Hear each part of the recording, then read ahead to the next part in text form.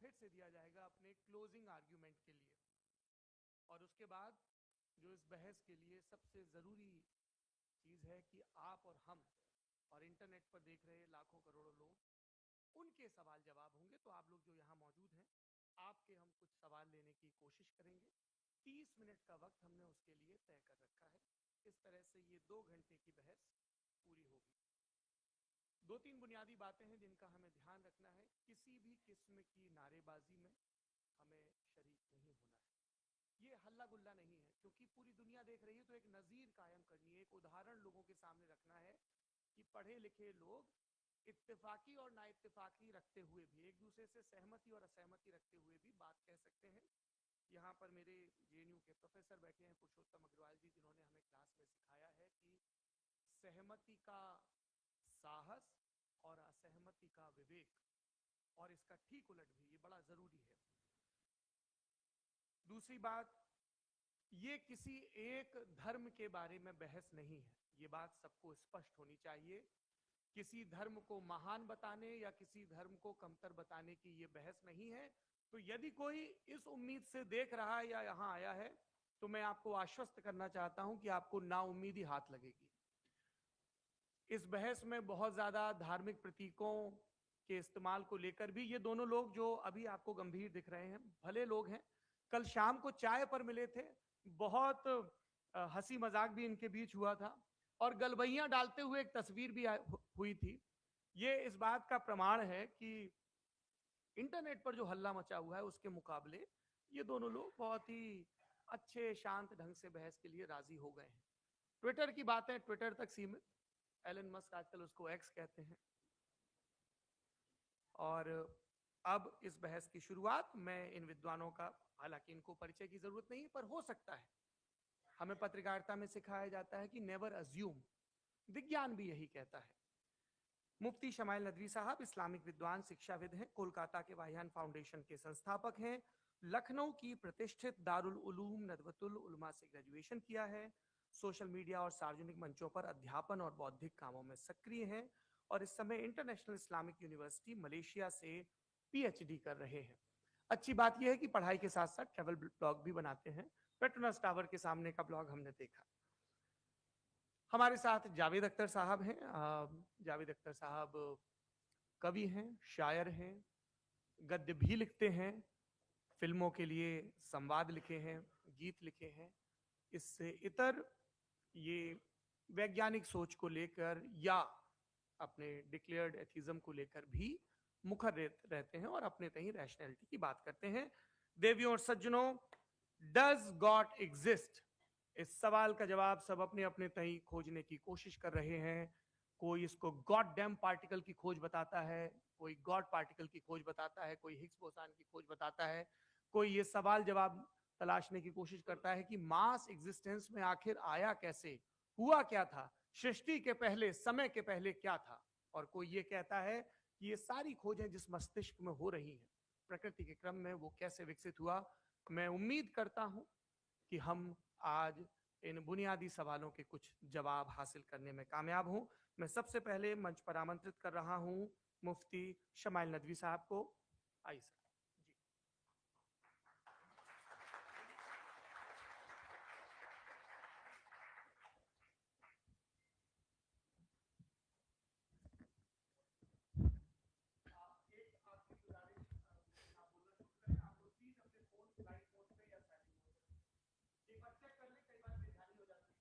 जी।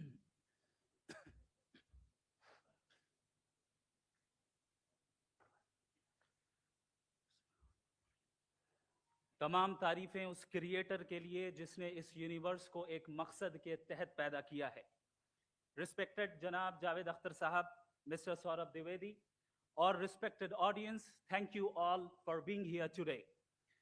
आज की डिबेट में चूंकि हम बात करने वाले हैं डज गॉड एग्जिस्ट के टॉपिक पर, तो ये एक ऐसा टॉपिक है जिसके मुताल्लिक कोई भी डिसीजन लेने के लिए अलग अलग स्टैंडर्ड्स हो सकते हैं। लिहाजा डिबेट के शुरू में यह जरूरी है कि हम ये जान लें कि आज के इस टॉपिक में कौन सा स्टैंडर्ड सही होगा और कौन सा गलत होगा। सबसे पहला स्टैंडर्ड, जिसे मैं समझता हूं कि हमारे रिस्पेक्टेड जनाब जावेद अख्तर साहब बड़ी तेजी के साथ उसकी तरफ लपकेंगे, वो है साइंस।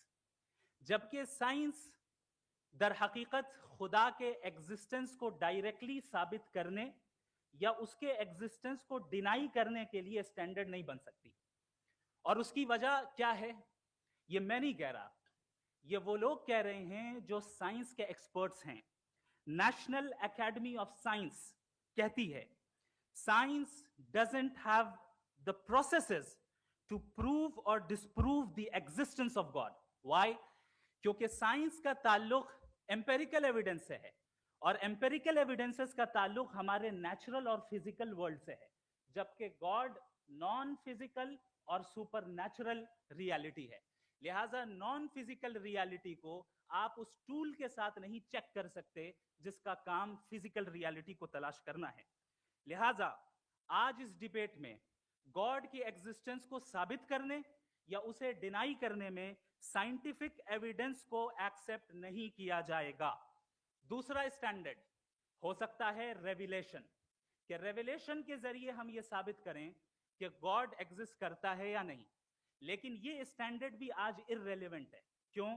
क्योंकि रेविलेशन मेरे नजदीक सोर्स ऑफ नॉलेज है, वैलिड सोर्स ऑफ नॉलेज है, लेकिन हमारे जावेद अख्तर साहब के नजदीक ये वैलिड सोर्स ऑफ नॉलेज नहीं है। लिहाजा आज की डिबेट में मैं एक भी एविडेंस किसी भी मजहबी स्क्रिप्चर से नहीं दूंगा, ताकि जावेद अख्तर साहब के लिए वो अनएक्सेप्टेबल ना हो। तीसरा जो मेयार हो सकता है वो है ऑब्जर्वेशन, कि भाई कोई कहे कि हमें खुदा दिखाओ, अगर है तो दिखाओ, या ये कि खुदा के एग्जिस्टेंस पर एम्पेरिकल एविडेंस दो। तो ये है दर हकीकत गलत टूल का इस्तेमाल करना। ये ऐसा ही है कि जावेद साहब मुझसे ये मुतालबा करें कि मुफ्ती साहब आप मेटल डिटेक्टर के जरिए प्लास्टिक डिटेक्ट करके दिखाएं। अब चूंकि प्लास्टिक डिटेक्ट नहीं हो पा रही है, लिहाजा plastic does not exist. No, you are using the wrong tool. इस टूल से प्लास्टिक को डिटेक्ट नहीं किया जाता। लिहाजा मैं समझता हूं कि गॉड के एग्जिस्टेंस पर एम्पेरिकल एविडेंस का मुतालबा करना एक बचकाना मुतालबा है, और हमारे रिस्पेक्टेड जनाब जावेद अख्तर साहब इस स्टेज से अब बहुत आगे निकल चुके हैं। अब बचता है एक ही स्टैंडर्ड, और वो स्टैंडर्ड है अक्ल, लॉजिक, रीजनिंग। और यही वो स्टैंडर्ड है जिसके तहत गॉड की एग्जिस्टेंस को साबित किया जाएगा या गॉड की एग्जिस्टेंस को डिनाई किया जाएगा।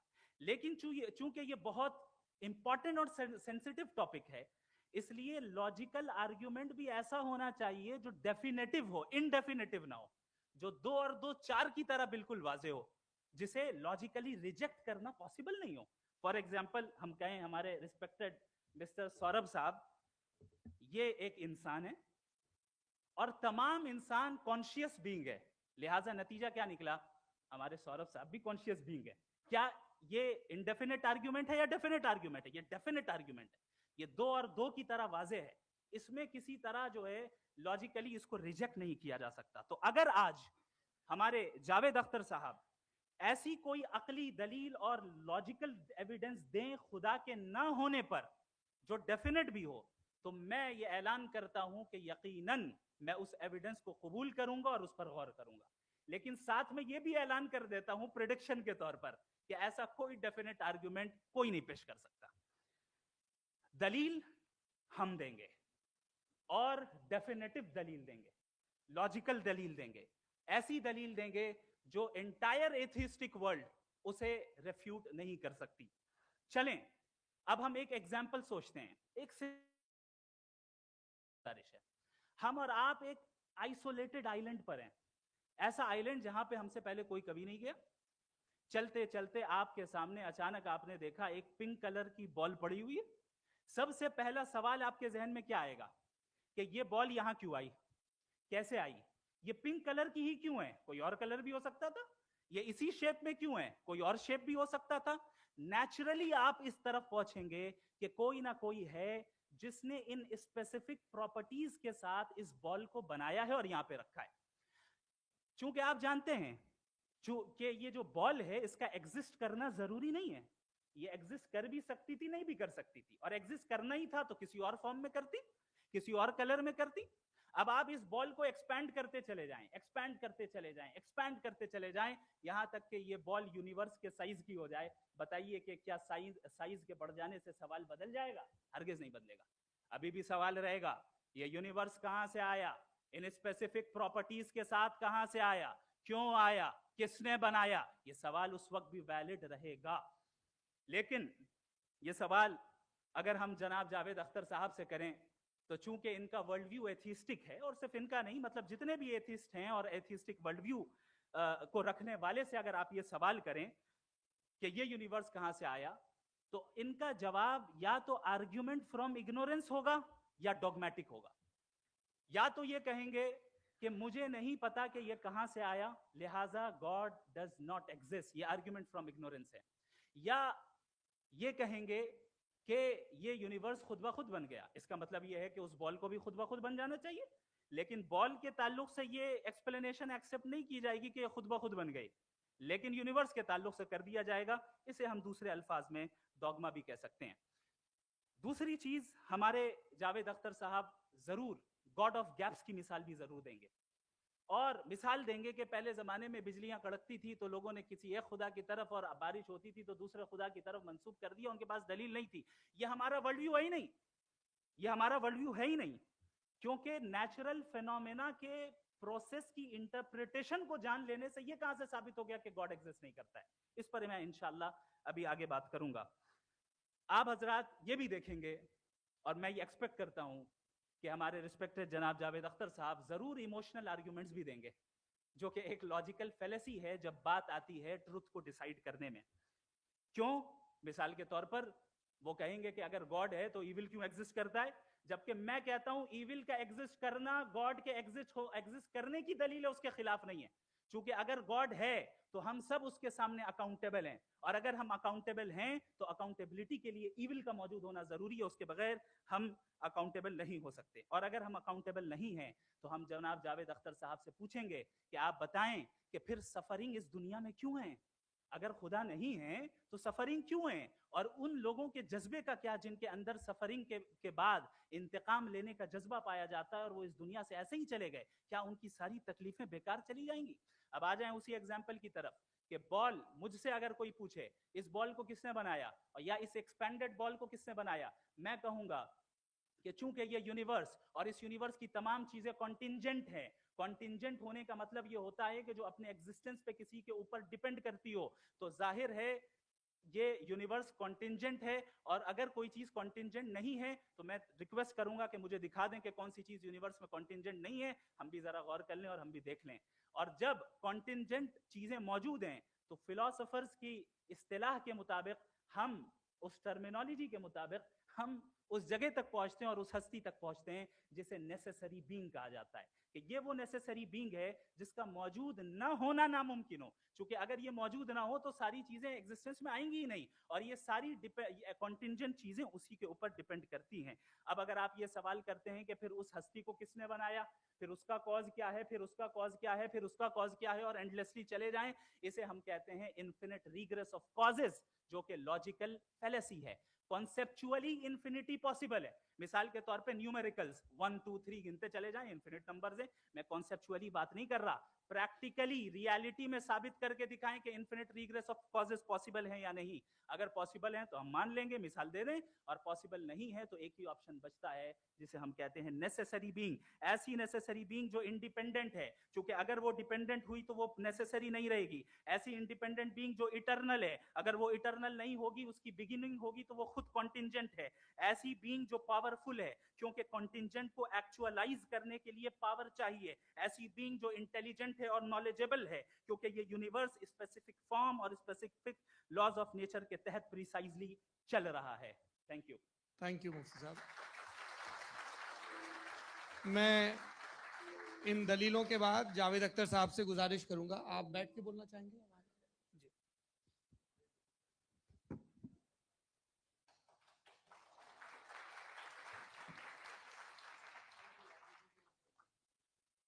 पहले तो मैं मुफ्ती साहब को एक अच्छी खबर देना चाहूँगा कि मेरी नॉलेज साइंस के बारे में बड़ी मामूली है, तो आप फिक्र ना करें उसकी, लेकिन कुछ कॉमन सेंस है मुझ में।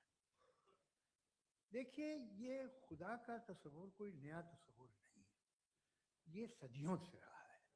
ये कुछ रिलीजन 3000 साल पुराने होंगे, 4000 साल पुराने होंगे, लेकिन इंसान कोई 10,000 12,000 साल से एग्जिस्ट करता है होमोसेपियन की शक्ल में, और हमेशा कुछ ना कुछ मजहब रहे। ये मजहब जाहिलों के नहीं थे, ये मजहब एक ऐसी ग्रीक सोसाइटी के थे जहाँ बड़े बड़े फिलोसफर्स पैदा हुए। ये मजहब इजिप्शियंस के थे जिन्होंने पिरामिड्स बनाए थे। ये रोमन्स के थे कि जिनका आर्किटेक्चर और सेनेट यानी पहली बुनियाद डेमोक्रेसी की लिमिटेड थी मगर डेमोक्रेसी थी, ये उन लोगों ने किए थे। तो इनका जो जुपिटर था, रा था, ज़्यूस था, उन्हें उस पर इतना ही एतमाद था जितना आज किसी मजहबी आदमी को अपने खुदा पे होगा। क्रिश्चियनिटी आने से पहले यूरोप में एक मजहब था जर्मेनिक रिलीजन। उसका एक खुदा था, उसकी एक बीवी थी, उसके 2 बेटे थे, एक बेटी थी। फिर जर्मनी में जब यूरोप में क्रिश्चियनिटी आई तो वो खुदा, उसकी बीवी और पूरे खानदान चला गया।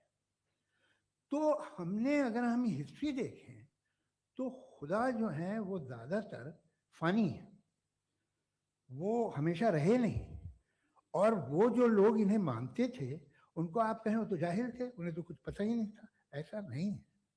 वो अपने वक्त में बड़े काबिल लोग थे और अपने वक्त में उन्होंने बड़े बड़े काम किए हैं, फिलोसफर्स थे, साइंटिस्ट थे, लेकिन उनका मजहब कहाँ गया, उनके खुदा कहाँ गए?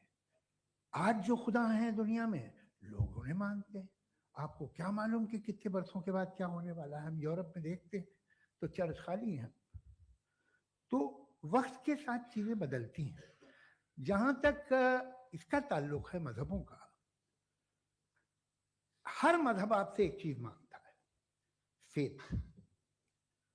ये फेथ क्या चीज होती है? What is the difference between faith and belief? ये तो बहुत ही अहमखाना बात होगी कि कोई आदमी कहे साहब अगर खुदा है तो मुझे दिखाइए। ये तो जाहिलाना बात हुई। मैंने तो नॉर्थ पोल नहीं देखा है, मगर मैं मानता हूँ कि नॉर्थ पोल है। मैं क्यों मानता हूँ? इसलिए कि अगर ये दुनिया राउंड है तो उसका कोई टॉप होगा।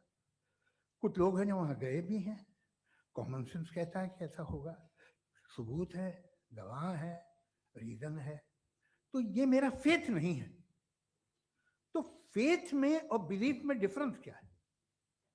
जो मजहब मांगता है आपसे, हर मजहब फेथ मांगता है। फेथ का मतलब ये है कि ना कोई गवाह हो, ना कोई सबूत हो, ना कोई रैशनल हो, ना कोई लॉजिक हो, ना कोई प्रूफ हो, मगर तुम एक बात को मानो। ये है फेथ। वरना बिलीफ होता। अगर इसमें कुछ भी सबूत होते, गवाह होते, तो फिर इसे आप बिलीफ कहते। जैसे मेरा बिलीफ है कि नॉर्थ पोल है, मेरा फेथ थोड़ी। फेथ इन तमाम शर्तों को रद्द करता है। तो फिर स्टुपिडिटी क्या है? अगर मैं एक बात ऐसी मानूं जिसकी ना कोई लॉजिक है, ना कोई रैशनल है, ना कोई प्रूफ है, ना कोई गवाह है, ना कोई सबूत है, और मैं उसे मानूं, तो ये स्टुपिडिटी हुई। इसे ही भाई कल को मैं यकीन कर लूं कि एलोन मस्क जो है मेरा भाई है, तो मुझे इंतहाई खुशी होगी, सुकून भी बहुत मिलेगा मुझे। लेकिन और कहे भाई क्यों मानते हो, क्या सबूत है? भाई वो तो अमेरिकन है और तुम तो इंडियन हो, वो तो नस्ल अलग है, तुम्हें कभी मिले भी नहीं। साहब देखिए, मेरा फेथ है, इस पे बात नहीं किया। फेथ का मतलब ही यह है कि आप प्रूव नहीं कर सकते। अगर आप प्रूव कर सकते हो तो फेथ की जरूरत ही नहीं, फिर तो आप बात करेंगे, आप कितनी बहस कर लीजिए। अल्टीमेटली दुनिया का हर मजहब फेथ पे टिका है, और फेथ का मतलब है एक ऐसा यकीन जिसका कोई सबूत, कोई गवाह, कोई रैशनल नहीं। अब आप ये कहें, क्या आप ये क्यों कह रहे हैं कि साहब ये कायनात किसने बनाई? कमाल ये है कि आपने बताया कि एक आइलैंड पे गए और एक बॉल देखी। आपने ये नहीं कहा कि आइलैंड किसने बनाया, आपको सिर्फ बॉल पे हैरत हुई। हमने आइलैंड पे हमने हैरत नहीं की, होते हैं आइलैंड। इसी तरह ये आइलैंड है, सितारे, ये गैलेक्सीज, ये सब आइलैंड हैं, खला में। हम उन्हें टेकन फॉर ग्रांटेड लेते हैं, हम पूछते नहीं कैसे बनाए। आपने जजीरे के बारे में भी नहीं पूछा है। मेरी पैदाइश कैसे हुई? क्या मैं प्लान पैदा हुआ था? I was plan to be born, या एक लकी स्पर्म था जो किसी एग से चिपक गया? मेरी पैदाइश रैंडम। और इंसाफ जिसे आप कहते हैं, इंसाफ का तो नेचर से कोई वास्ता ही नहीं। जो आप कहते हैं कि एक दिन इंसाफ मिलेगा, इंसाफ is the human concept. Nature में कोई इंसाफ नहीं। अगर शेर हिरन को खा जाता है तो उसे कोई सजा नहीं मिलती। अगर एक आंधी आती है और हरे भरे पेड़ों को उखाड़ के फेंक देती है तो आंधियों की जेल नहीं होती है। नेचर में इंसाफ नहीं, इसलिए वो नेचर को इंसाफ की जरूरत भी नहीं। नेचर तमाम एक है। अब हम कहें कि साहब ये देखिए जो मैंने खाना खाया था, ये मेरी आंख तो नहीं यूं कर दिया उसे, तो इसे सजा मिलनी नहीं। वो सिस्टम है, ऐसे ही चल रहा है। नेचर बगैर इंसाफ के है। इंसाफ इज अ ह्यूमन कॉन्सेप्ट। तो जो आपसे कहता है कि मैं तुम्हें इंसाफ दूंगा, वो इंसानी जहन की पैदावार है। ये नेचुरल है ही नहीं, ये आसमानी है ही नहीं। नेचर का तसव्वुर, इंसाफ का तसव्वुर। भाई आप साथ मिलते हैं, अब आप लेफ्ट हैंड ड्राइव करते हैं, ये क्या है? तमाम सच, तमाम नेकी, तमाम शराफत लेफ्ट हैंड ड्राइव है। वरना क्या होगा, या तो आप क्रॉस कर देंगे, आपका एक्सीडेंट हो जाएगा, या आप किसी को मार देंगे, या ट्रैफिक जैम हो जाएगा। झूठ, बेईमानी, रिश्वतखोरी, ये तमाम जो है driving on the wrong side. इसके ऊपर कुछ नहीं। ये तो हमने बनाया, जैसे हमने लेफ्ट हैंड ड्राइव बनाई है। ये कॉन्सेप्ट ऑफ इंसाफ जो है ये हमारा है, इसका नेचर से कोई वास्ता नहीं। शेर खा जाता है हिरन को, उसे जेल होती है क्या? कुछ भी है ही नहीं। तो ये जो दुनिया के रिलीजन प्रॉमिस करते हैं आपसे इंसाफ, इसी से मालूम होता है कि ये मैन मेड है। ये तसव्वुर कहीं और का है ही नहीं। जो नेचर है, कुछ लोग कहते हैं नेचर ही खुदा है, तो नेचर में तो इंसाफ नहीं कहीं। और आप वादा कर रहे हैं कि तुम्हें मरने के बाद इंसाफ मिलेगा। मुझे अगर मिलेगा तो मैं बहुत खुश होऊंगा, लेकिन मैं यकीन नहीं कर पाता हूं, इसलिए कि मैं फेथ नहीं पैदा कर सकता। The very fact that religion demand faith, इसका मतलब है कि उनके पास जस्टिफिकेशन नहीं है। अच्छा था, फिर रिलीजन अगर मॉडरेशन में है, कोई सभी नहीं, वो आप में कुछ खूबियां भी पैदा करता होगा, देखिए उससे ये फायदा है, वो फायदा है।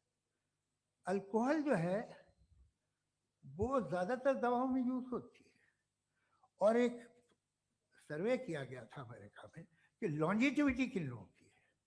तो एक तरफ वो लोग थे जो शराब पीते ही नहीं थे, और एक तरफ वो थे जो एक बोतल शराब रोज पीते थे। सबसे ज्यादा लंबी उम्र ये है जो 2 पैक नाप के शराब पीते और खाना खाते हैं। मगर हम शराब को बुरा समझते हैं, मैं भी बुरा समझता हूँ। क्यों? ऐसा होता नहीं। कुछ चीजों में आदत होती है जो बढ़ती है। आज तक में एक आदमी दूध पीता है, आप 10 साल बाद भी मिलेंगे तो एक ही गिलास पीता होगा। ऐसा नहीं होता, सुबह से दूध पीता रहता है। मिल्कोहलिक मैंने नहीं देखे, अल्कोहलिक होते हैं। ये टेंडेंसी है मजहब की कि वो बढ़ता है, जैसे कैंसर बढ़ता है, जैसे शराब बढ़ती है। कुछ लोग होंगे जो उसे सही तरह से यूज करते हैं। मुझे यकीन है कि हमारे मुफ्ती साहब भी उनमें से एक, इनसे बहुत खुशी हुई मुझे इनसे मिलकर। लेकिन कितने लोग हैं कि आज आप देखते हैं दुनिया में जो तबाहियां हैं, इनमें कितना हाथ है उन लोगों का जो बिलीवर कहते था मजहब ये नहीं कहता, ना कहता होगा, मगर जब ये मजहब पीते हैं तो ऐसे बिहेव करते हैं। थोड़ा सा अगर हो तो शायद बहुत अच्छी बात, लेकिन शराब थोड़ी सी नहीं रहती, उसमें टेंडेंसी है पहले। थोड़ा सा अगर 2-3 कैंसर के सेल हो ना बॉडी में तो आदमी सिम रहेगा, लेकिन वो 2-3 सेल नहीं रहते, वो मल्टीप्लाई होते हैं। जावेद साहब टाइम पूरा हो गया। टाइम हो गया तो बस बात खत्म हो गई। अच्छा, मुझे कुछ और कहने को था भी नहीं। जी, मैं पहले जवाबी दौर के लिए इनवाइट कर रहा हूं मुफ्ती साहब को। Your rebuttal round 1, you have 7 minutes.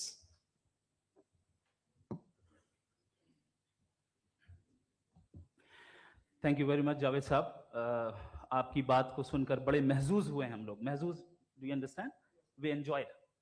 Okay, अब थोड़ा सा लॉजिकली उसको हम लोग देखते हैं। दरअसल हम लोगों ने कल गुजारिश की थी मुफ्ती साहब से भी, जावेद साहब से भी, कि हिंदुस्तानी जबान आम फहम सबको समझ में आ जाए, और जहां कहीं आप मुश्किल शब्द इस्तेमाल करें वहां बताते भी चलें। Thank you. तो सबसे पहले हमारे रिस्पेक्टेड जावेद साहब ने हवाला दिया कि खुदा फानी है।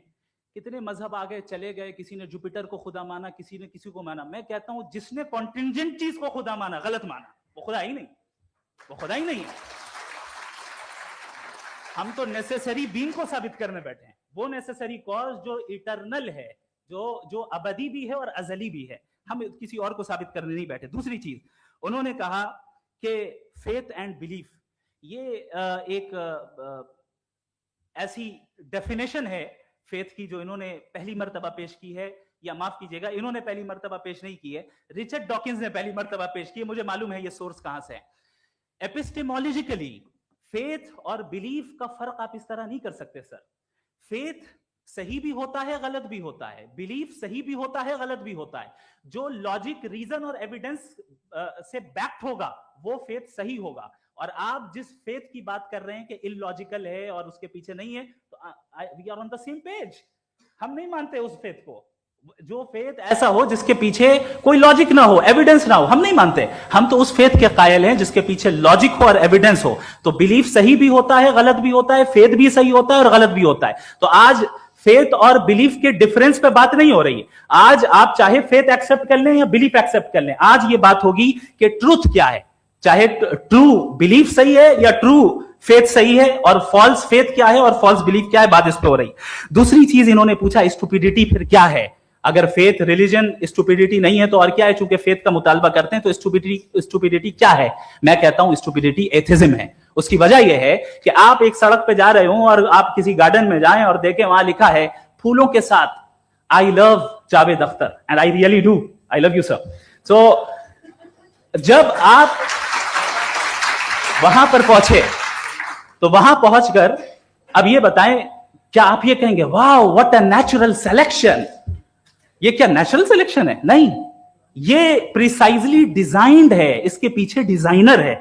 लिहाजा अगर कोई एक ऐसी कॉमन सेंस की बात को कबूल नहीं कर रहा है कि यूनिवर्स जो इतने प्रिसाइजली काम कर रहा है, हम कह दें कि खुद ब खुद बन गई, मैं समझता हूं इससे बड़ी स्टुपिडिटी और कुछ नहीं है।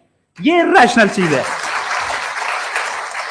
फिर हमारे सर ने कहा कि आपने बॉल पे फोकस किया, आइलैंड पे फोकस नहीं किया। अरे आइलैंड को किसने बनाया यही समझाने के लिए तो बॉल की मिसाल दे रहा हूं। और बॉल भी कॉन्टिंजेंट है, आइलैंड भी कॉन्टिंजेंट है, दोनों नेसेसरी बीइंग का मुतालबा करते हैं। आगे इन्होंने कहा कि नेचर में कोई इंसाफ नहीं है। हम डिसाइड करते हैं कि मोरालिटी क्या होती है, इंसाफ क्या होता है। हम डिसाइड करते हैं, जैसे ड्राइविंग सीट में ट्रैफिक वाला, ये तो किसी खुदा ने नहीं कहा, ये है, इसे कहते हैं फॉल्स इक्विवेलेंस। ये एक लॉजिकल फेलेसी है। आपने जो है मिसाल दी ड्राइविंग की और ट्रैफिक की, ये सब्जेक्टिव मोरालिटी है। आप सब्जेक्टिव मोरालिटी को मिसाल बनाकर ऑब्जेक्टिव मोरालिटी के ऊपर नहीं थोप सकते। इंसाफ की ऑब्जेक्टिव मोरालिटी। अगर आप ये कहते हैं कि नेचर में इंसाफ नहीं है, तो इंसाफ का न होना ये नेचुरल हुआ, तो फिर नेचर को नेचर रहने दे। क्यों हम इतना स्ट्राइव कर रहे हैं दुनिया में इंसाफ लाने के लिए? ये तो इलॉजिकल बात है, इरैशनल बात है। इसलिए बहुत सी चीजें ऐसी हैं जो ऑब्जेक्टिवली जो है इविल या गुड हैं, और बहुत सी चीजें ऐसी हैं जो सब्जेक्टिवली हैं। सब्जेक्टिवली जो मोरल होता है या इमोरल होता है, उसको हम सोशल कंसेंसस से या पर्सनल प्रेफरेंस से डिसाइड करते हैं। लेकिन जो ऑब्जेक्टिव मोरालिटी है, जिसमें इंसाफ आया, जो इन्होंने बार बार रिपीट किया, ये ऑब्जेक्टिव है, सब्जेक्टिव नहीं है। अगर आप कहते हैं ये सब्जेक्टिव है, तो मेरा सवाल आपसे ये है, क्या सोशल कंसेंसस के जरिए अगर जुल्म को सही करार दे दिया जाएगा तो आप जुल्म को जस्टिफाई करेंगे? दूसरी चीज इन्होंने यह कहा कि 2 पैक शराब पी लें तो वो उतने पे नहीं रहता, बढ़ जाता है। यही मामला मजहब के साथ है। 2 पैक आप पी लें, बढ़ेगा।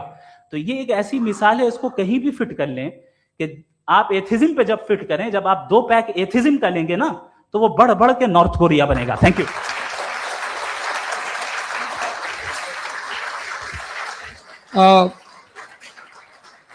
फर्स्ट राउंड के रिबटल के लिए मैं जावेद साहब को इनवाइट कर रहा हूं। आपके पास 7 मिनट का वक्त है, रीसेट कर दीजिएगा प्लीज।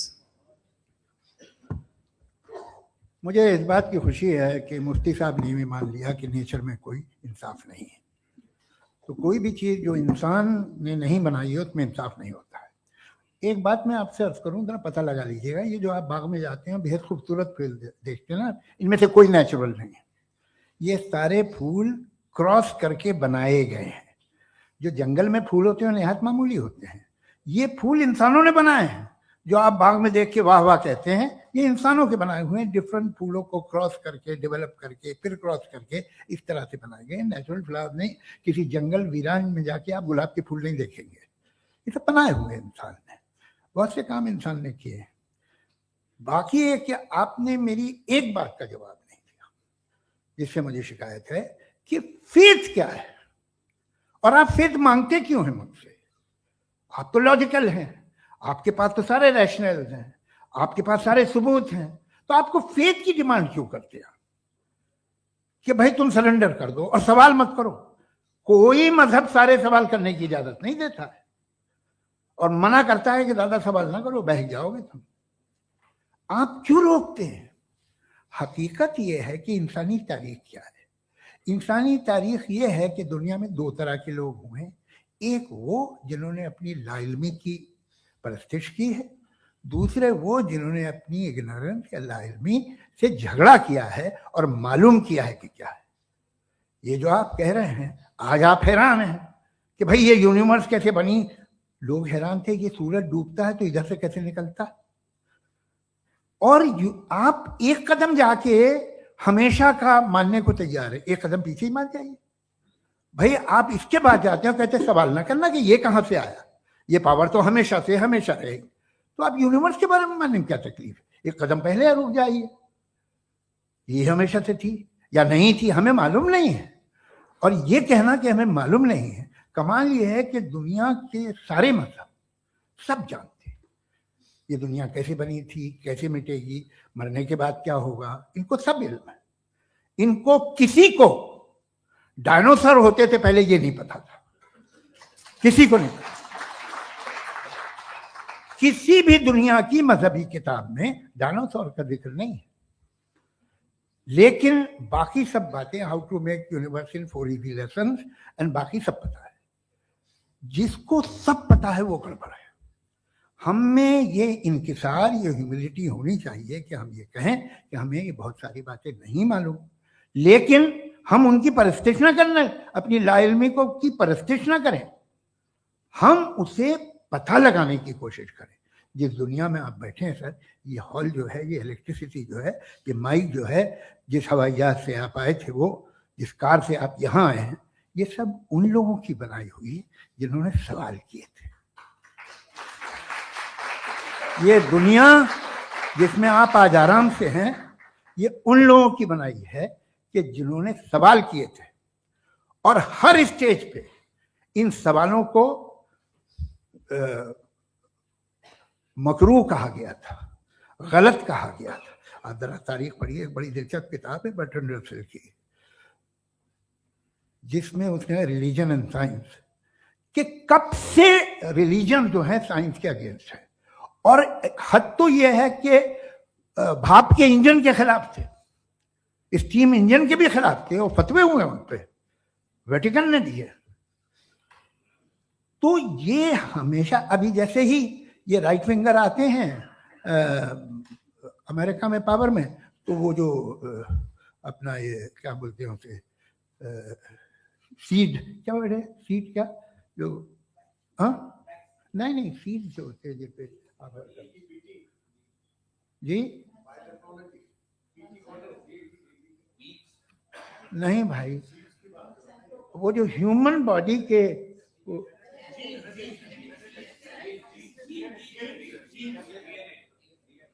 उस पर रिसर्च बंद हो जाती है, रिपब्लिकन नहीं करने देते। अरे भाई इतना डर क्या है तुम्हें? एक जमाने में बहुत नाराज थे ये सारे मजहबी लोग कि ये इंसान तो इंसान बनाने की कोशिश कर रहा है। आपको क्या तकलीफ भाई, बना ले तो बना लेने दो, ये खौफ क्या है? और ये सब आज जो आप कह रहे हैं नामुमकिन है, ये कैसे हुआ? मुझे एक किस्सा याद आता है। जब मैं छठी क्लास में था तो मैं मैथमेटिक्स में बहुत वीक था, तो एक टीचर रख दिया गया, उसने 1 2 3 4 5 6 7 तो सिखा दिया मुझे। वो दिन मैं भूल नहीं सकता हूँ मुफ्ती साहब, जिस दिन उसने ये बताया कि 1/2 क्या होता है और 3/4 क्या होता है, मुझे ऐसा लगा कि मेरा सर बीच से फट जाएगा। ये आदमी कह रहा है कि जो दीवार के अंदर जाओ वॉक करते हुए। आज हंसता हूं मैं इस बात पे। तो आज जो बातें आपके जहन से बिल्कुल परे हैं और आप हैरान होते हो उन्हें देख के, एक वक्त आएगा कि मामूली लगेंगे। और हुआ है, आपकी इंसानी तारीख ही है। इतनी जल्दी सारे फैसले आप मत कर लीजिए, थोड़ा ये ह्यूमिलिटी रखिए कि भाई ये हमें नहीं मालूम। ये कहने में क्या है? ये यूनिवर्स कहाँ तक फैली, ये कब से है और कब तक रहेगी, हमें नहीं मालूम। आपने फैसला कर लिया कब बनी। ये आपके हिसाब से कोई 14 बिलियन ईयर बनी जो समझा जाता है। उससे पहले हजारों करोड़ों अरबों साल तक खुदा बैठा क्या कर रहा था? खामोश बैठा था, ऐसी जमाइयां ले रहा था। फिर उसे आइडिया है, यार एक काम करके वक्त अच्छा गुजर जाएगा, यूनिवर्स पर सोचिए। वो तो हमेशा से है ना, मगर यूनिवर्स हमेशा से नहीं है, ये तो बनाई गई है। और उससे पहले क्या था, इनका क्या काम था? कैसी बात है, ये बड़ा आसान है। जो बात हमें आज धीरे धीरे पता चली है, बरसों 2000 और 2500 साल पहले आपको किसी ने बता दिया कि क्या था, आप मान गए, और तब से वही मान रहे हैं जो 2500 साल पहले कहा गया था। सब कुछ बदल गया है, सॉल्व हो रही है चीजें। अभी साइंस बिल्कुल दावा नहीं करती, या कोई फिलोसफर ये दावा नहीं करता कि हमें सब मालूम, बल्कि वो कहता है कि हमें जितना मालूम होता है उससे ये मालूम होता है कि हमें कितना कम मालूम। तो हम अपनी जहालत से लड़े, उसकी परस्तिश न करें। जी, time. Thank you so much. मैं तर्कों की श्रृंखला में राउंड 2 के लिए मुफ्ती साहब को आमंत्रित कर रहा हूं। आपके पास एक बार फिर से 7 मिनट का वक्त है। शुक्रिया। जनाब जावेद अख्तर साहब कई मर्तबा दोहरा रहे हैं कि फेथ का मतलब बताइए, फेथ का मतलब बताइए। मैंने बता दिया, फेथ सही भी होता है, गलत भी होता है। और आज हम फेथ पे बात नहीं कर रहे, हम ट्रुथ और डज गॉड एग्जिस्ट पे बात कर रहे हैं। क्या डज गॉड एग्जिस्ट, ये ट्रुथ यानी गॉड है या नहीं है, इसमें से दोनों ट्रुथ क्या है। अब आप उसे फेथ कह लें, बिलीफ कह लें, नॉट माई बिजनेस। उसके बाद आपने कहा कि भाई सवाल करने से मजहब रोकता है। मैं कहता हूं जो रोकता है वो रोकता होगा, मैं नहीं रोकता, बल्कि सवाल करें, सवाल करना चाहिए। सवाल कर करके तो हम आगे बढ़ते हैं, तरक्की करते हैं, और इसीलिए मैं आज यहां पे आया हूं। लेकिन सवाल सिर्फ खुदा से नहीं होगा, आपसे भी होगा। सवाल एथिज्म से भी होगा, सवाल सिर्फ मजहब से नहीं होगा, सबसे होगा। और आज मैं सवाल करूंगा और उम्मीद है कि आप जवाब देंगे। अभी तक आपने वैसे कॉन्टिंजेंसी आर्गुमेंट का कोई जवाब नहीं दिया। चलें, आपने कहा यूनिवर्स के बारे में इटर्नल क्यों नहीं बोल देते। ये चूंकि लॉजिकली पॉसिबल ही नहीं है कि यूनिवर्स इटर्नल हो। यूनिवर्स एक कॉन्टिंजेंट चीज है जो टाइम एंड स्पेस के पाबंद है, टाइम एंड स्पेस से बाउंड है। जो टाइम एंड स्पेस से बाउंड होगा वो कॉन्टिंजेंट होगा, जो कॉन्टिंजेंट होगा वो उसकी बिगिनिंग हुई होगी, जिसकी बिगिनिंग हुई होगी वो इटर्नल नहीं हो सकता। ये तो कॉमन सी बात है। आपने कहा कि किसी मजहबी किताब में डायनासोर का जिक्र नहीं है। अफसोस कि आज तक किसी मैथमेटिक्स की किताब में मुझे डायनासोर का जिक्र नहीं मिला। तो इसका मतलब मैथमेटिक्स की किताब बेकार है? नहीं, उसका वो टॉपिक नहीं है। रेवलेशन का और मजहबी किताबों का टॉपिक ये नहीं है कि आपको आके बताए साइकिल कैसे बनाते हैं, या आकर ये बताएं कि जो है डायनासोर कब था। वो तो मोरालिटी सिखाने आया है, गॉड के बारे में बताने आया, नॉन फिजिकल रियलिटी की हकीकत को सिखाने के लिए आया। रिलीजियन साइंस को रोकता है? नहीं रोकता। अगर रोकता है तो गलत करता है। रिलीजियन साइंटिज्म को रोकता है, जिसमें हमारे जावेद साहब मुब्तला। साइंस और साइंटिज्म में फर्क है। साइंटिज्म यह है कि आप समझें कि साइंस और साइंटिफिक मेथोडोलॉजी ये नॉलेज को हासिल करने का वाहिद सोर्स ऑफ नॉलेज है। यह है साइंटिज्म। हम इसे रिजेक्ट करते हैं। हम साइंस को तो तरक्की करते हैं, भाई आप हमारी पूरी तारीख कर लें, पढ़ लें तो आपको पता चल जाएगा। बहरहाल ये अलग टॉपिक है। उसके बाद इन्होंने एक लफ्ज कहा, वेटिकन ने फतवा दिया। वेटिकन का फतवे से कोई ताल्लुक नहीं है, दोनों कॉन्ट्राडिक्टरी अल्फाज हैं। उसके बाद उन्होंने कहा कि भाई हमें नहीं मालूम अगर नहीं मालूम तो क्लियरली कह देना कि नहीं मालूम है, इसमें क्या हर्ज है। तो वही तो मैं कह रहा हूं ना कि आप कह दें कि नहीं मालूम, लेकिन क्लेम क्यों कर रहे हैं कि गॉड एग्जिस्ट नहीं कर रहा है। आप कह दें नहीं मालूम है, हो सकता है हो सकता ना हो, लेकिन आप क्लेम कर रहे हैं। The moment you say God does not exist, this is a claim, and now the burden of proof is upon you too, जैसे हमारे ऊपर है। और क्यों है मैं बताता हूं, क्यों है ये भी मैं बताता हूं। फिलोसॉफिकली जो क्लेम होता है ना, सिर्फ ये नहीं होता कि इंसान कहे पॉजिटिव क्लेम करे और नेगेटिव क्लेम करे तो बर्डन ऑफ प्रूफ नहीं है।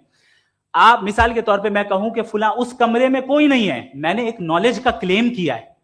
उस कमरे में कोई नहीं है, मैंने एक नॉलेज का क्लेम किया। या तो मैं कहूं मुझे नहीं पता, हो भी सकता है नहीं भी हो सकता है, this is not a claim.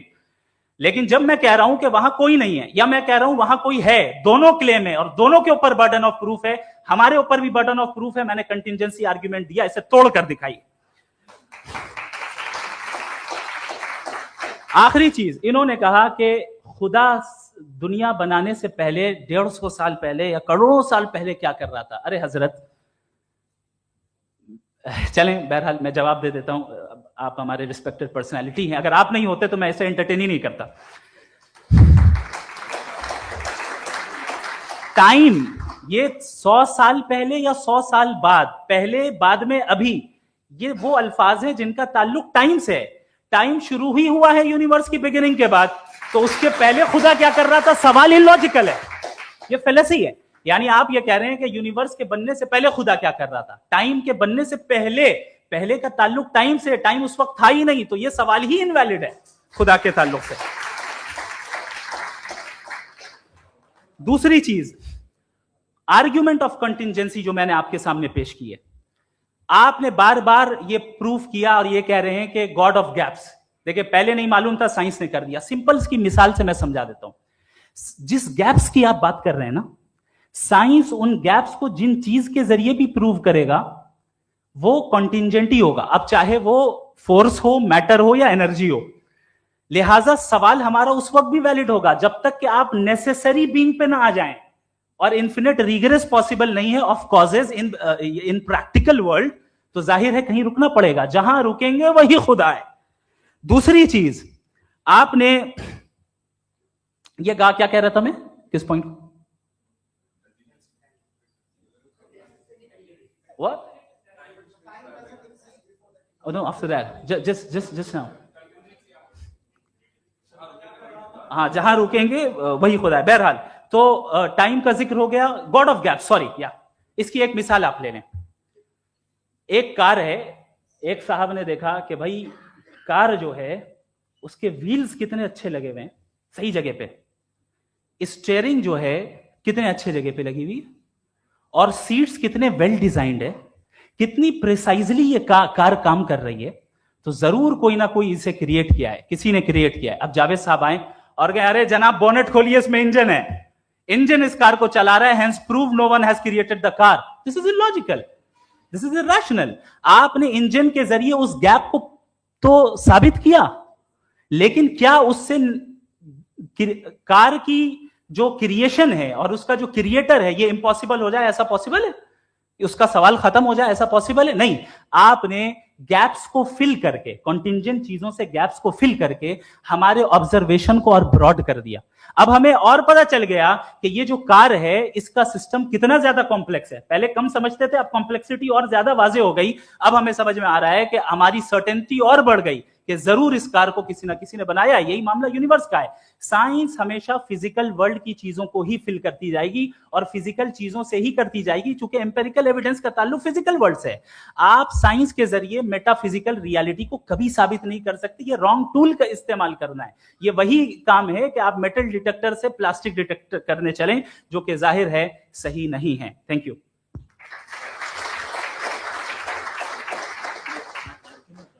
जी, ये आर्ग्यूमेंट का राउंड 2 है। हाँ। 7 मिनट है।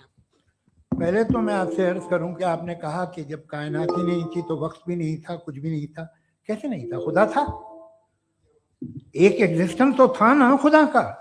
तो जब खुदा था तो वक्त भी होगा। ऐसा नहीं कि कुछ भी नहीं था, खुदा था। अच्छा, बाकी एक आपने कहा साहब आप साबित कीजिए, आपके पास भी लॉजिक है, मेरे पास भी लॉजिक है, आपका मेरा जिम्मेदारी नहीं है साबित करना कि खुदा है।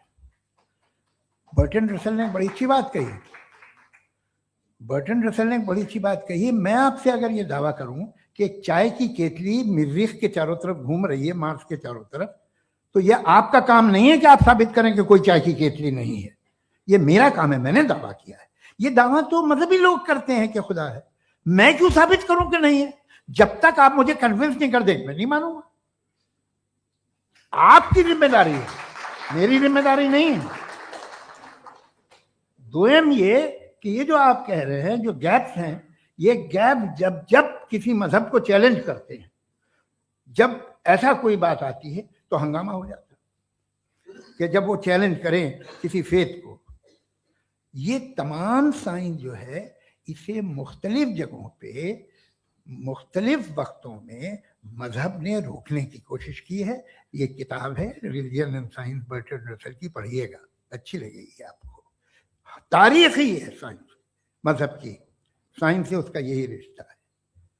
अच्छा, अब ये हम सोचें कि बहरहाल ये वजूद जो है मजहब और ये बिलीव इन गॉड इंसान को बेहतर बना देता है, तो एक काम कीजिए, हिंदुस्तान वर्ल्ड का नक्शा लीजिए और मार्क कीजिए कि रिलीजन कहाँ कहाँ ज़्यादा है, कहाँ कहाँ, चाहे वो लैटिन अमेरिका हो या मिडल ईस्ट हो या फार ईस्ट हो या हिंदुस्तान के वो इलाके जहाँ मजहबियत ज़्यादा है। रख दीजिए नक्शा अलग।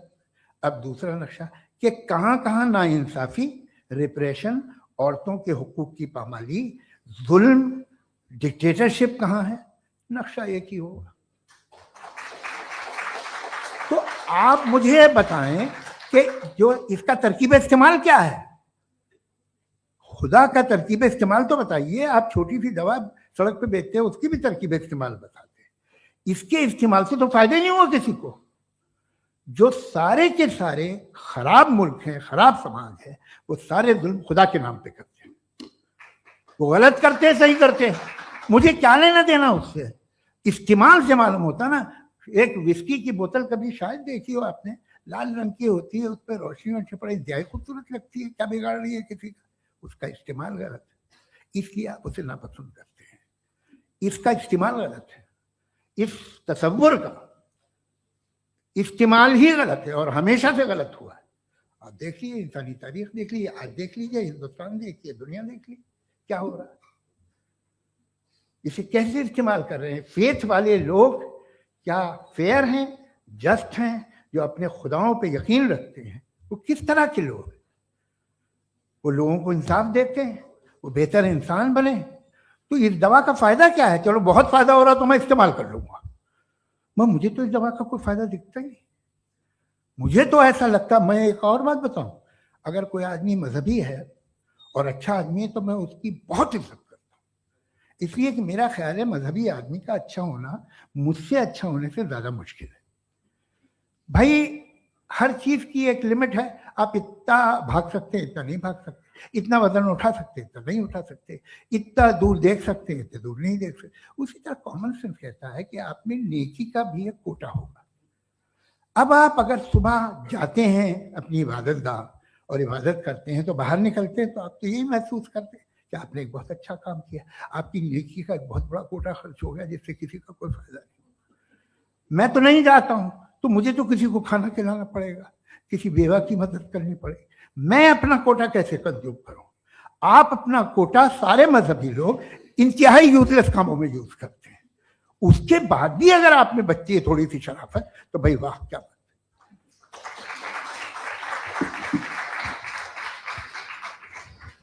एक तो मुझे ये बात बहुत अच्छी लग रही है कि दोनों ही विद्वान समय को मानते हैं और बहुत समय से अपनी दलीलें और बाज दफा समय से पहले अपनी तकरीरें पूरी करके अपनी अपनी कुर्सी पर बैठ रहे हैं। ये इस आर्ग्यूमेंट का राउंड 2 पूरा हुआ। अब रिबटल का राउंड 2 है और उसके बाद क्रॉस एग्जामिनेशन होगा। नहीं, आपका आर्ग्यूमेंट हो गया सर। हमारे यहाँ स्कूल के सिलेबस में पंच परमेश्वर कहानी पढ़ाई जाती है, प्रेमचंद जी की लिखी हुई। आप निश्चिंत रहिए, आपके कोई राउंड में मिस नहीं होने दूंगा। रिबटल का राउंड 2, मुफ्ती शमाइल नदवी साहब।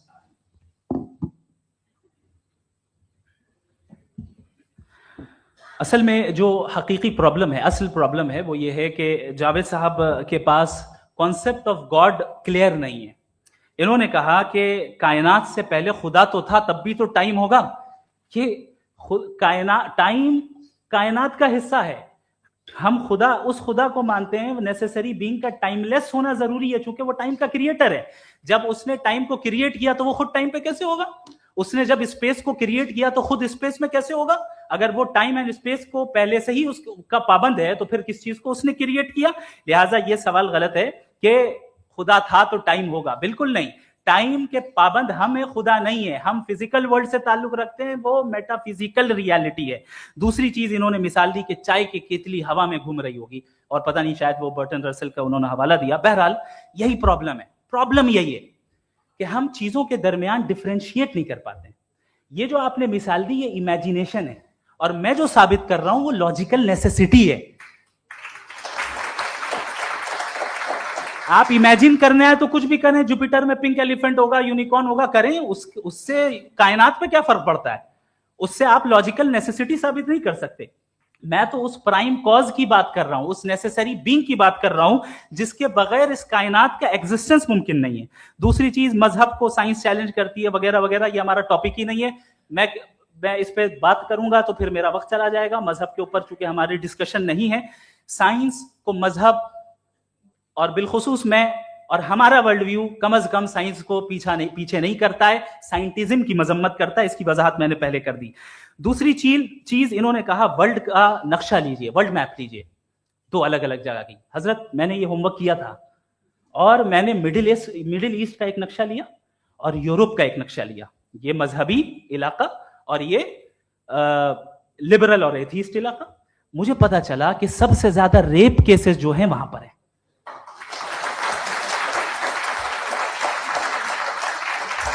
मुझे ये पता चला यूएन की रिपोर्ट के मुताबिक, मैं ये अपने घर से नहीं लेके आ रहा, कि जो वर्किंग वुमेन है यूरोपियन कंट्रीज में, उसमें 81% वुमेन सेक्सुअल हैरेसमेंट का वर्क में शुमार हो रही है। ये मिडिल ईस्ट में नहीं हो रहा है, वो मजहबी लोग हैं इसलिए नहीं हो रहा है। दूसरी चीज, आपने ये कहा कि मजहबी आदमी का अच्छा होना हमारे अच्छे होने से बहुत मुश्किल है, बहुत मुश्किल है। तो इसका मतलब यह है कि गॉड के अलावा आपके पास अच्छे और बुरे का कोई स्टैंडर्ड है। मैं चाहूंगा कि कन्वर्सेशनल स्टाइल वाले डिस्कशन और सेगमेंट पे इसी पे बात कर लेते हैं। Thank you very much.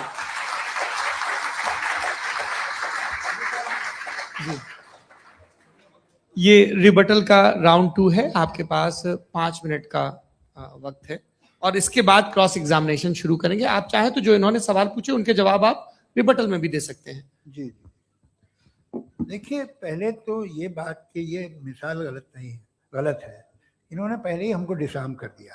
पहले अकल से मामला सॉल्व नहीं हो सकता, लॉजिक से आप पहुंच नहीं सकते। ये एक मेटाफिजिकल चीज़ है। मेटाफिजिकल अजीब सा लफ्ज़ है, ठीक से किसी को माने नहीं मालूम इसके, तो ऐसा लगता है कुछ बड़ी चीज़ है।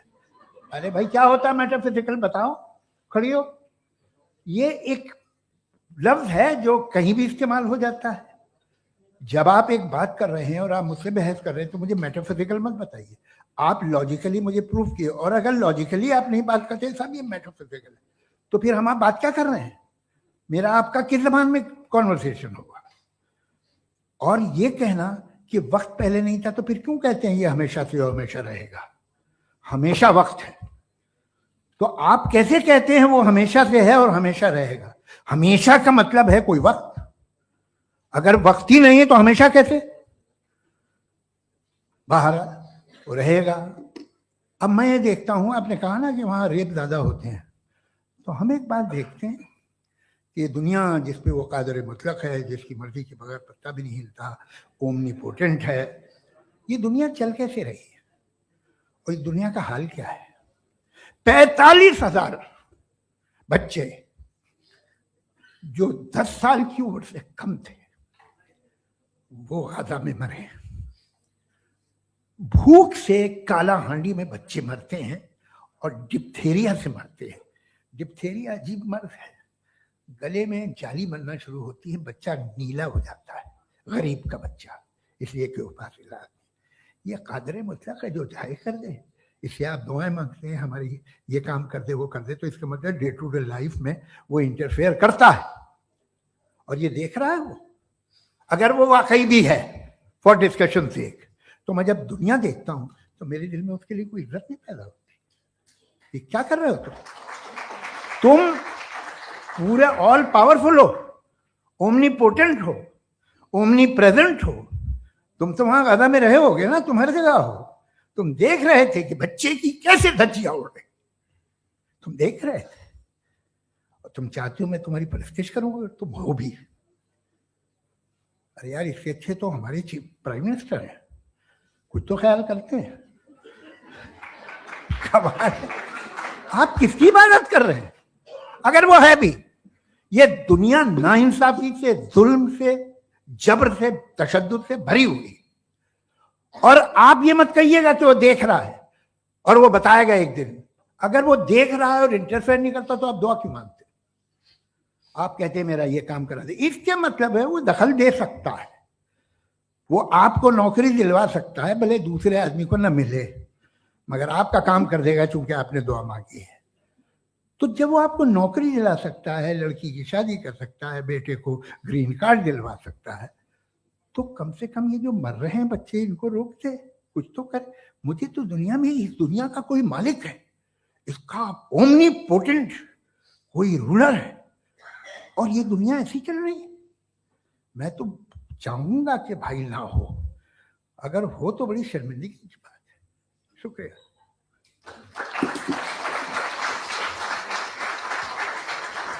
देवियों और सज्जनों, इस बहस के 2 राउंड और 2 रिबटल पूरे हो चुके हैं। अब सबसे जरूरी और सबसे मुश्किल राउंड शुरू हो रहा है, क्रॉस एग्जामिनेशन का। अब इन विद्वानों की सज्जनता की एक परख भी होगी, और वक्त हमने 16 मिनट का तय किया है।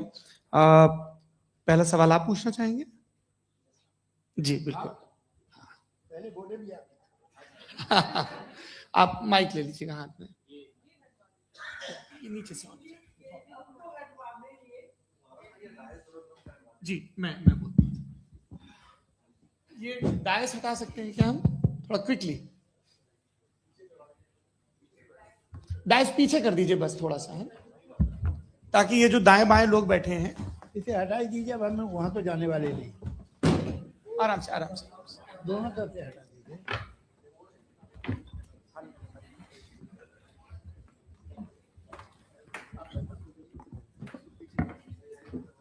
इस बीच आप लोग भी अपने अपने सवाल तैयार कर लें।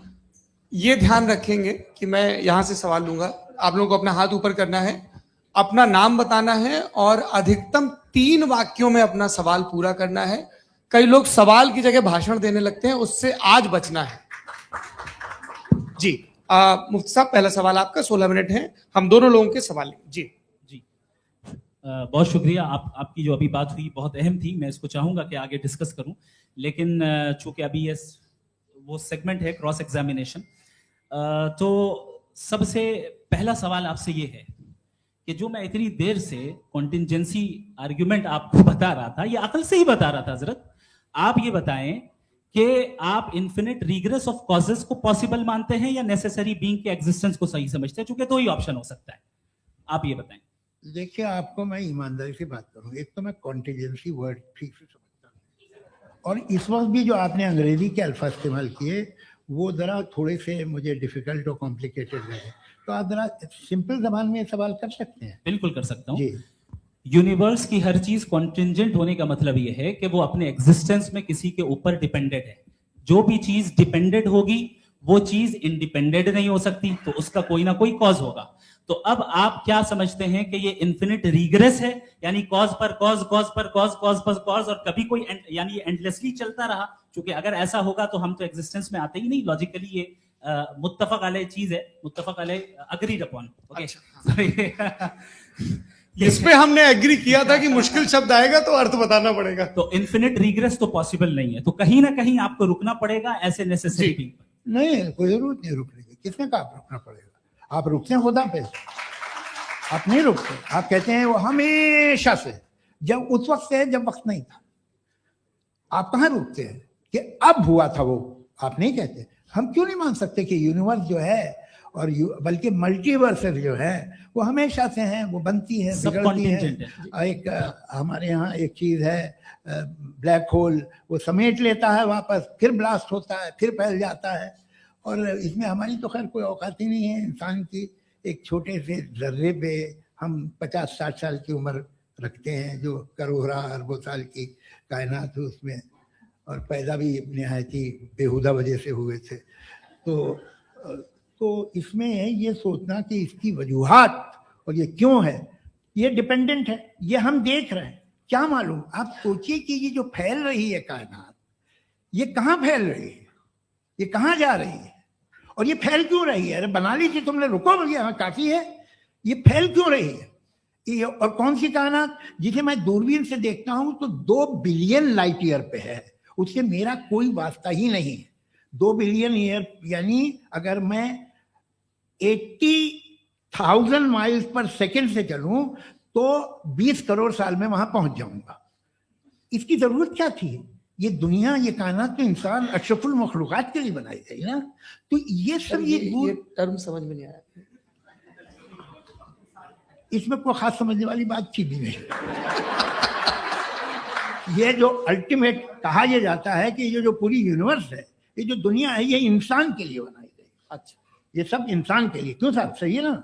बिल्कुल, लेकिन इसका ये मतलब नहीं कि किसी चीज के पीछे रीजन आपको नहीं पता तो रीजन नहीं है। इसे कहते हैं नहीं, argument from limited perspective। मुझे नहीं पता, लेकिन मेरी जिम्मेदारी नहीं है। वो बिल्कुल सही कहा था उसने, बर्टन रसल ने। आपने उसे मजाक में टाल दिया कि भाई आप एक दावा कर रहे हैं, मैं क्यों कहूं कि ये गलत है दावा? आप प्रूफ कीजिए, मेरे पे जिम्मेदारी ही नहीं है, मैंने थोड़ी कहा है। आप प्रूफ कीजिए कि ये सही है। आप आर्ग्यूमेंट ऑफ आप कंटिजेंसी का जवाब कोई ही नहीं दे सवाल रहे हैं। पूछना चाहेंगे? है? आप सवाल पूछना चाहेंगे मुफ्ती साहब से? क्योंकि ये क्रॉस एग्जामिनेशन का दौर है। आप जैसे पहले बोल रहे थे फेथ को लेके कुछ। मैं ये पूछना चाहूंगा कि खुदा ने जो भी रेवल्यूशन किए हैं, एक मजहब के नहीं, बहुत से मजहबों में किए हैं। अलग अलग रेवल्यूशन है, कहीं कुछ एक बातें हैं, कॉन्ट्रडिक्शन भी है आपस में। कहीं कुछ आप कर सकते हैं, कहीं कुछ नहीं कर सकते। ऐसा नहीं है कि सबकी कोड ऑफ मॉरल एक है। तो ये किस्सा क्या है? अब आप ये देखिए कि मुझे कभी कभी लगता है कि जो फुटबॉल फाइनल होता है, लाखों लोग होते हैं, फिर वो टीवी कवर कर ली, करोड़ों लोग, अगर उसमें खुदा की एक बूमिंग आवाज आ जाती, मैं गॉड हूं, तो सारे लोग अभी सुन लेते और टीवी पे भी सुन लेते, किस्सा खत्म होता। ये इतनी राजदारी क्या है कि तुम सामने कुछ तो सबूत दे दो हमें सॉलिड। ये कह साहब ये यूनिवर्स कैसे बनी, इससे मसला क्या हल होगा? मैं पूछूंगा आपसे खुदा कैसे बना? क्यों नहीं पूछूंगा, कैसे बना? बल्कि वो तो कायनात से कहीं ज्यादा इंटेलिजेंट है, कायनात से कहीं ज्यादा कॉम्प्लेक्स। जी वो हमेशा से है। आप कहेंगे मैं मान लूंगा। अच्छा, दोयम वो कादिर मुतलक, यानी कादिर मुतलक का मतलब ओमनीपोटेंट, वो जो चाहे कर सकता है। आपको नौकरी दिलवा सकता है, आपकी अच्छी जगह शादी करवा सकता है, आपके पड़ोसी का मुकदमा हरवा सकता है, आपको जिता सकता है, सब काम करता है। थोड़ा सा माइक क्लोज जी। वो इस दुनिया को चला कैसे रहा है? ये दुनिया कैसे चल रही है? आपको इस पे हैरत नहीं होती? या कयामत के बाद कभी एक जस्टिस होगा, जब ये बच्चा मर चुका होगा, जिसकी धज्जियां उड़ गई बम से, इसको इंसाफ मिलेगा सब। अच्छा, अब जवाब दूं? हाँ जी। मैं वही सीधे आपकी तरफ। सबसे पहले आपने रेवलेशन और स्क्रिप्चर्स की बात की, इस पे मैं बात कर सकता हूं, लेकिन आज नहीं करूंगा चूंकि वक्त कम है। कभी और इस पे डिस्कस करेंगे, मैं तैयार हूं उस पे भी बात करने के लिए। ये अभी से राउंड 2 की भूमिका तय हो रही है। Does God exist round 2? जी, चूंकि आज गॉड के एग्जिस्टेंस पे बात है, तो मैं उसी के रिलेटेड जो है आपके सवालात को एंटरटेन भी करूंगा और मैं भी पूछूंगा। आपने कहा कि आपने साबित ही नहीं किया, जबकि आर्ग्यूमेंट ऑफ कॉन्टिजेंसी बुनियादी आर्ग्यूमेंट है। आप मुझे कॉन्टिजेंसी का मतलब बताइए, आपका मतलब क्या कॉन्टिजेंसी?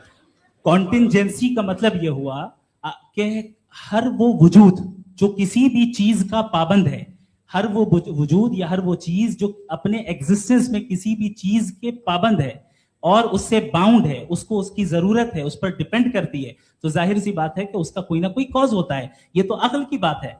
ये आप रीजनिंग की बात करते हैं, मैं वही कर रहा हूं। दूसरी चीज, आपने ये बात कही कि इतने बिलियन लाइट ईयर्स दूर है, उसका मेरा क्या लेना देना। फिर मेरे ख्याल से आपको ये नहीं कहना चाहिए I think therefore I am an atheist. आपको सोचना चाहिए। सिर्फ आप एक लिमिटेड दायरे में रहकर नहीं सोचें, बल्कि बाहर निकलकर सोचें। आपने तीसरा सवाल किया, आपने सर, 2-3 सवाल एक ये साथ किए। ऐसी बातें ना कीजिए, कुछ लोगों को इतराज हो जाएगा आप पे कि आप कुछ भी सोचिए। ये इजाजत आपको है नहीं, मुझे है।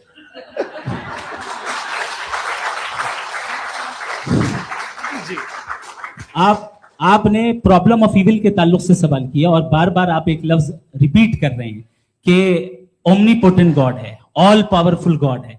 यही तो दरअसल समझना है कि गॉड का कॉन्सेप्ट क्या है। प्रॉब्लम ऑफ इविल जो है, प्रॉब्लम ऑफ इविल दर हकीकत 2 असम्पशंस पर कायम है। अगर आप इन 2 असम्पशंस को समझ जाएं तो ये प्रॉब्लम नहीं रहेगी, आर्ग्यूमेंट आपको समझ में आ जाएगी कि ये कोलैप्स कर जाता है। पॉइंट नंबर 1, यानी जो आपका सबसे पहला फॉल्स असम्पशन है कि गॉड मर्सीफुल है, ओमनीपोटेंट है, दुनिया में जुल्म हो रहा है। लेकिन आपको ये समझना चाहिए कि हमारे वर्ल्ड व्यू के मुताबिक गॉड सिर्फ ओमनीपोटेंट और सिर्फ मर्सीफुल नहीं है, बल्कि वो ऑल वाइज भी है और वो ऑल नोइंग भी है। उसके हर काम के पीछे हिकमत और विजडम है। ये कोई जरूरी नहीं है कि वो हिकमत और विजडम आपको समझ में आए या मुझे समझ में आए। अगर आप जो समझ रहे हैं उसके मुताबिक आप फैसला कर रहे हैं, ये लिमिटेड पर्सपेक्टिव से आर्गुमेंट है। और इस चीज को हम अपनी दुनिया में, अपने लाइफ में, डेली लाइफ में इस प्रिंसिपल को एक्सेप्ट करते हैं। हम जब किसी डॉक्टर के पास जाते हैं, डॉक्टर के पास जाकर वो अगर उसने हमें कोई दवाई दी है तो हम ये तो नहीं कहते कि जब तक आपके पास जितना नॉलेज और जितना विजडम नहीं है, आपने क्यों ये दवाई दी है, तब तक हम इस चीज को एक्सेप्ट नहीं करेंगे। नहीं कहते, हम उसकी अथॉरिटी को तस्लीम करते हैं। क्यों? क्योंकि उसकी हम जानते हैं कि वो नॉलेजेबल है, वो विजडम वाला है, हमसे ज्यादा नॉलेज और हमसे ज्यादा विजडम है। बताएं सर। नहीं, डॉक्टर में और खुदा में बड़ा डिफरेंस है। डॉक्टर पढ़ा लिखा होता है, एक तो मैं उसकी बात सुनूंगा। 2 ये नहीं, कुछ जवाब तो ये भी नहीं है। सर आप प्लीज, भी आ अब जाइए, अगर चलिए। सब ऑडियंस से बोलने लगेंगे तो हाँ। फिर मतलब नहीं सिविलाइज्ड बहस का। मतलब आप ये कहें कि क्योंकि आप डॉक्टर पे बिलीव करते हैं इसलिए खुदा पे बिलीव किए, क्या ये मिसाल आपको समझाने के लिए। आर्गुमेंट है, इस पे आपको इतराज नहीं है। तो सिंपल बात ये है कि मैं अगर ये यकीन कर रहा हूँ कि एक ओमनीपोटेंट, उसकी मसलहत है, ये जो बच्चे मर रहे हैं ये मसलहत है उसकी, मुझे नहीं चाहिए इसकी मसलहत। उसकी मसलहत नहीं, यही मसलहत तो क्या समझना है। मतलब एक्सपीरियंस। अच्छा, इस आपने अभी मेरी बात पूरी सुनी नहीं। मैंने कहा आपका पूरा आर्ग्यूमेंट 2 फॉल्स असम्पशंस पर है। एक फॉल्स असम्पशन मैंने बता दिया, दूसरा फॉल्स असम्पशन ये है कि इस दुनिया में इविल के होने का कोई गुड रीजन नहीं है, जबकि हमारे पास बाज रीजंस मौजूद हैं, हमारे पास बाज वजूहात मौजूद हैं। अगर इस दुनिया में इविल ना हो तो आप गुड को डिफाइन कैसे करेंगे? अगर जुल्म ना हो आप इंसाफ को समझेंगे कैसे? अगर तारीकी ना हो तो आप लाइट को समझेंगे कैसे? बहुत अच्छे। अभी और सुन लें, अभी और बाकी है। ये तो बात बहुत पसंद आई साहब मुझे, कि जब तक रेप ना हो तब तक औरतों की इज्जत का ख्याल आपने मेरा जवाब पूरा सुना ही नहीं। जब तक के बच्चों का कत्ल ना किया जाए तब तक आपको बच्चों की मासूमियत की इज्जत। आपने पूरा जवाब सुना ही नहीं। क्या बात, क्या आपने नुक्ता निकाला हुआ? आपने पूरा जवाब सुना ही नहीं। आप सुन लें, मेरी बात सुन लें। ये मैंने आपको एक चीज बताई। दूसरी चीज, इस दुनिया में हम आए हैं टेस्ट के लिए, हमारा टेस्ट हो रहा है और हर इंसान का अलग अलग अंदाज में टेस्ट होता है। और इस दुनिया में अगर इविल मौजूद है तो वो इविल जरिया है हमारे अंदर ह्यूमन नोबल क्वालिटीज को डेवलप करने का और अलग अलग फील्ड में प्रोग्रेस करने का। और अगर हमारे अंदर और इस दुनिया में इविल नहीं होता तो बताइए टेस्ट का मतलब क्या होता? अगर मैं अपने स्टूडेंट को एमसीक्यूज दूं और उसमें सिर्फ राइट आंसर लिख कर दे दूं और कहूं तुम्हारा टेस्ट हो गया, ये मीनिंगलेस है। इस दुनिया में अगर हम टेस्ट के लिए आए हैं तो जाहिर है गुड एंड इविल दोनों मौजूद है। तो अगर गुड एंड इविल दोनों मौजूद है तो ये इविल भी खुदा का बनाया हुआ है। जी हाँ, खुदा का बनाया हुआ है। लेकिन अच्छा, चलो अच्छी बात। जी बिल्कुल, तो बिल्कुल खुदा ने बनाया। अभी तो ये है कि जो मेजॉरिटी है दुनिया में वो इविल है, तो ये खुदा एक्चुअली इविल के साइड पे लग रहा है मुझे। बिल्कुल भी मैं बताता हूं। मेजॉरिटी में तो वो है। क्या बात कर रहे हैं भाई आप? मैं बहुत कोई भी जो मुंसिफ होगा, चाहे आपका अपना घर हो जिसके आप सबसे बड़े हैं, चाहे आपकी ऑर्गेनाइजेशन हो जो आप चलाते हैं, वहां पर आप इविल रखेंगे साबित करने को कि बाकी लोग शरीफ हैं। मेरी बात सुन क्या लें। ये आर्ग्यूमेंट ही गलत है? अगर कि जब तक के कोई इविल नहीं होगा तब तक के शरीफ आदमी शरीफ नहीं लगेगा। अगर एग्जामिनर गलत ऑप्शन दे रहा है तो एग्जामिनर इविल नहीं हो गया, जो गलत ऑप्शन को सेलेक्ट कर रहा है वो फेल होगा। क्रिएटर ने इविल को बनाया है लेकिन वो इविल नहीं है। अच्छा सुनिए मेरी बात, चलिए, लेट मी कंप्लीट सर। जी जी। क्रिएटर ने इविल को बनाया है टेस्ट के लिए, वो इविल नहीं है। इविल वो होगा जो उसे इख्तियार करेगा, छुरी को बनाने वाला गलत नहीं होता है, छुरी का गलत इस्तेमाल करने वाला गलत होता है। रेप को कैसे गलत इस्तेमाल करते हैं?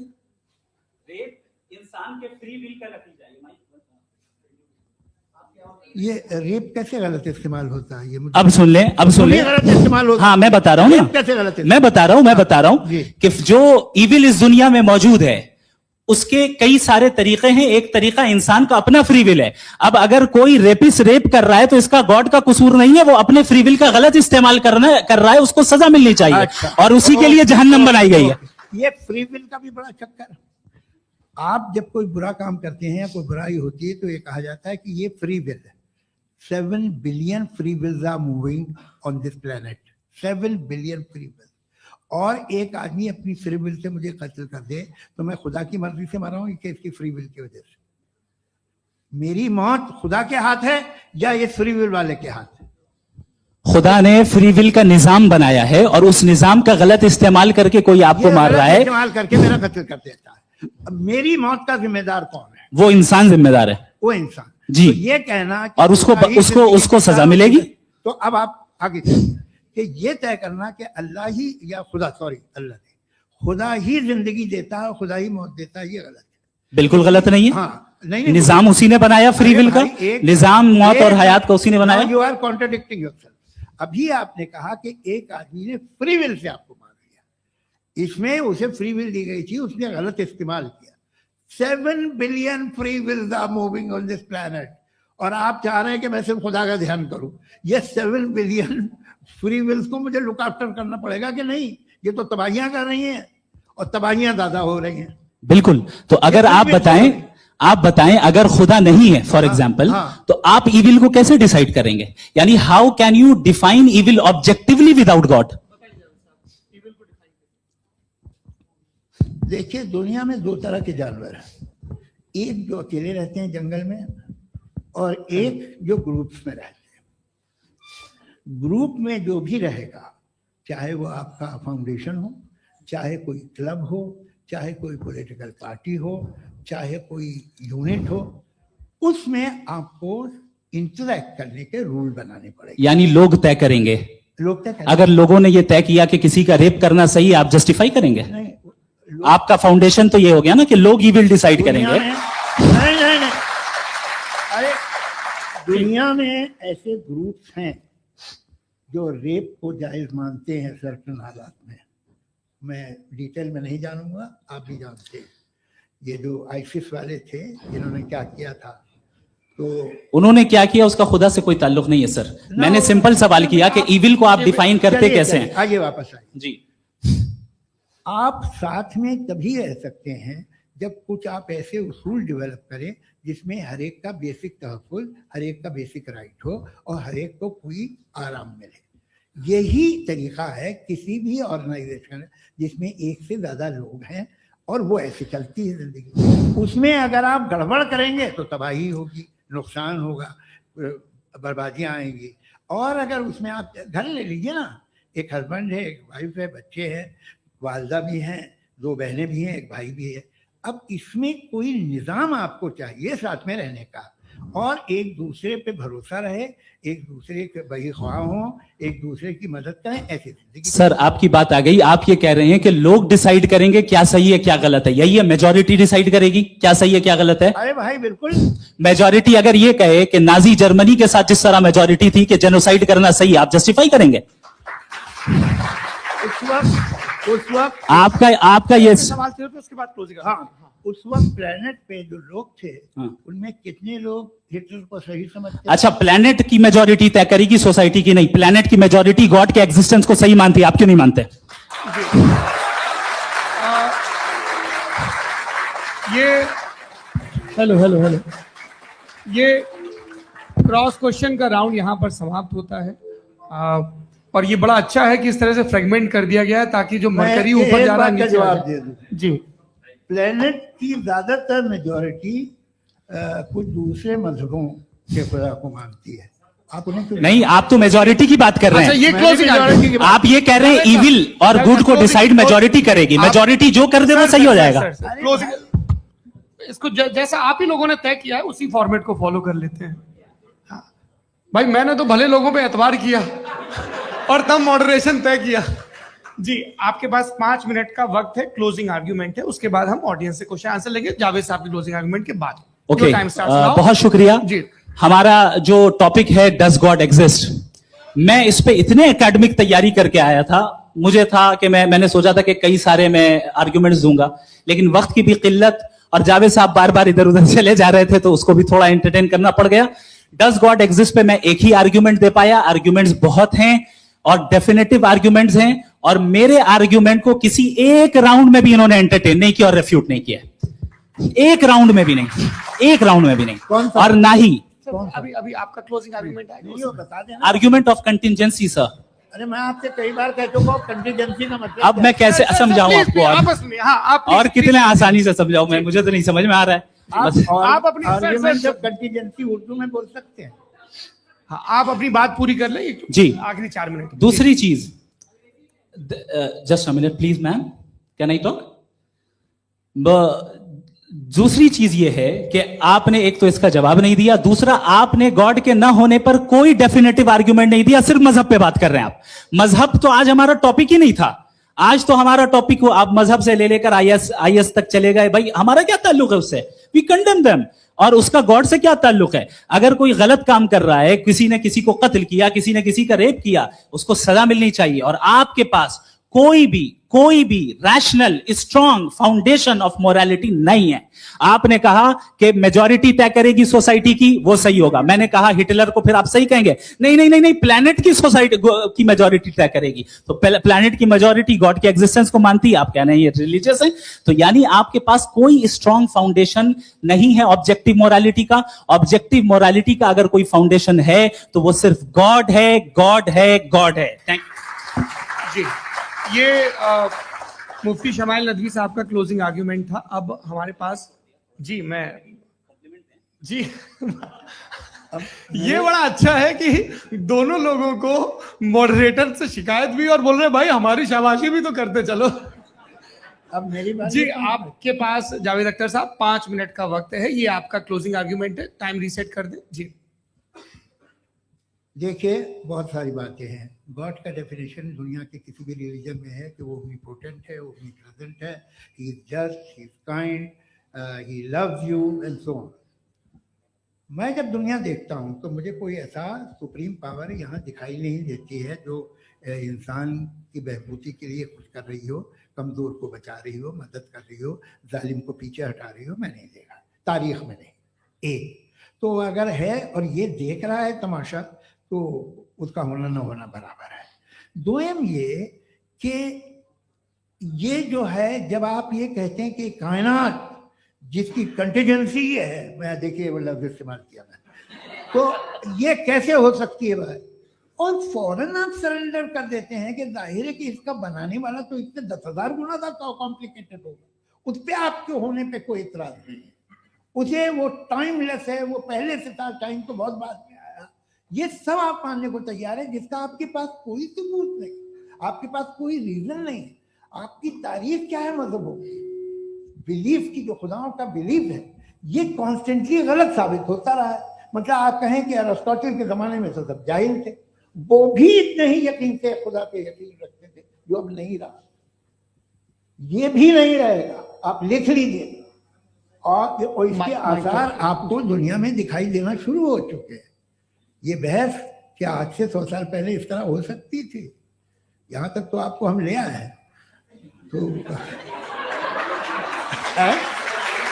सर अरे इनको मदद की जरूरत नहीं भाई, ये सेल्फ सफिशिएंट आदमी, आप क्यों इनकी मदद कर रहे हैं? Sir please. तो ये जो है तमाम बातें अपनी जगह हैं। ये एक पैकेज है। आप अकेले, कोई आदमी ऐसा नहीं जो सिर्फ गॉड को मानता, उसके साथ बहुत पैराफर्नेलिया आता है, अलग अलग पैराफर्नेलिया आते हैं। They have always created chaos in the society. मैं तो आपको सीधा ऑफर देता हूँ कि दुनिया में 10 इम्पोर्टेंट बिलीव्स है। आप एक मानते हैं, 9 नहीं मानते, 9 में आप एथियस्ट हैं, 9 को आप बिल्कुल रीजनेबली मेरी तरह देखते हैं। तो 90 मजहबी आदमी भी 90% एथीस्ट है, वो दूसरे खुदा नहीं मानता, एक खुदा मानता है अपना वाला, बाकियों को कहता है गलत है। अगर आप मानना ही बंद कर दे तो आपका 10% चांस है कि आप सही हैं और 90% चांस है कि आप गलत हैं। मेरा मशवरा है आप मानना छोड़ दिए तो 50% चांस होगा कि आप सही हैं और 50% चांस होगा, 40% आप गेन करेंगे बाय बिकमिंग एन एथीस्ट।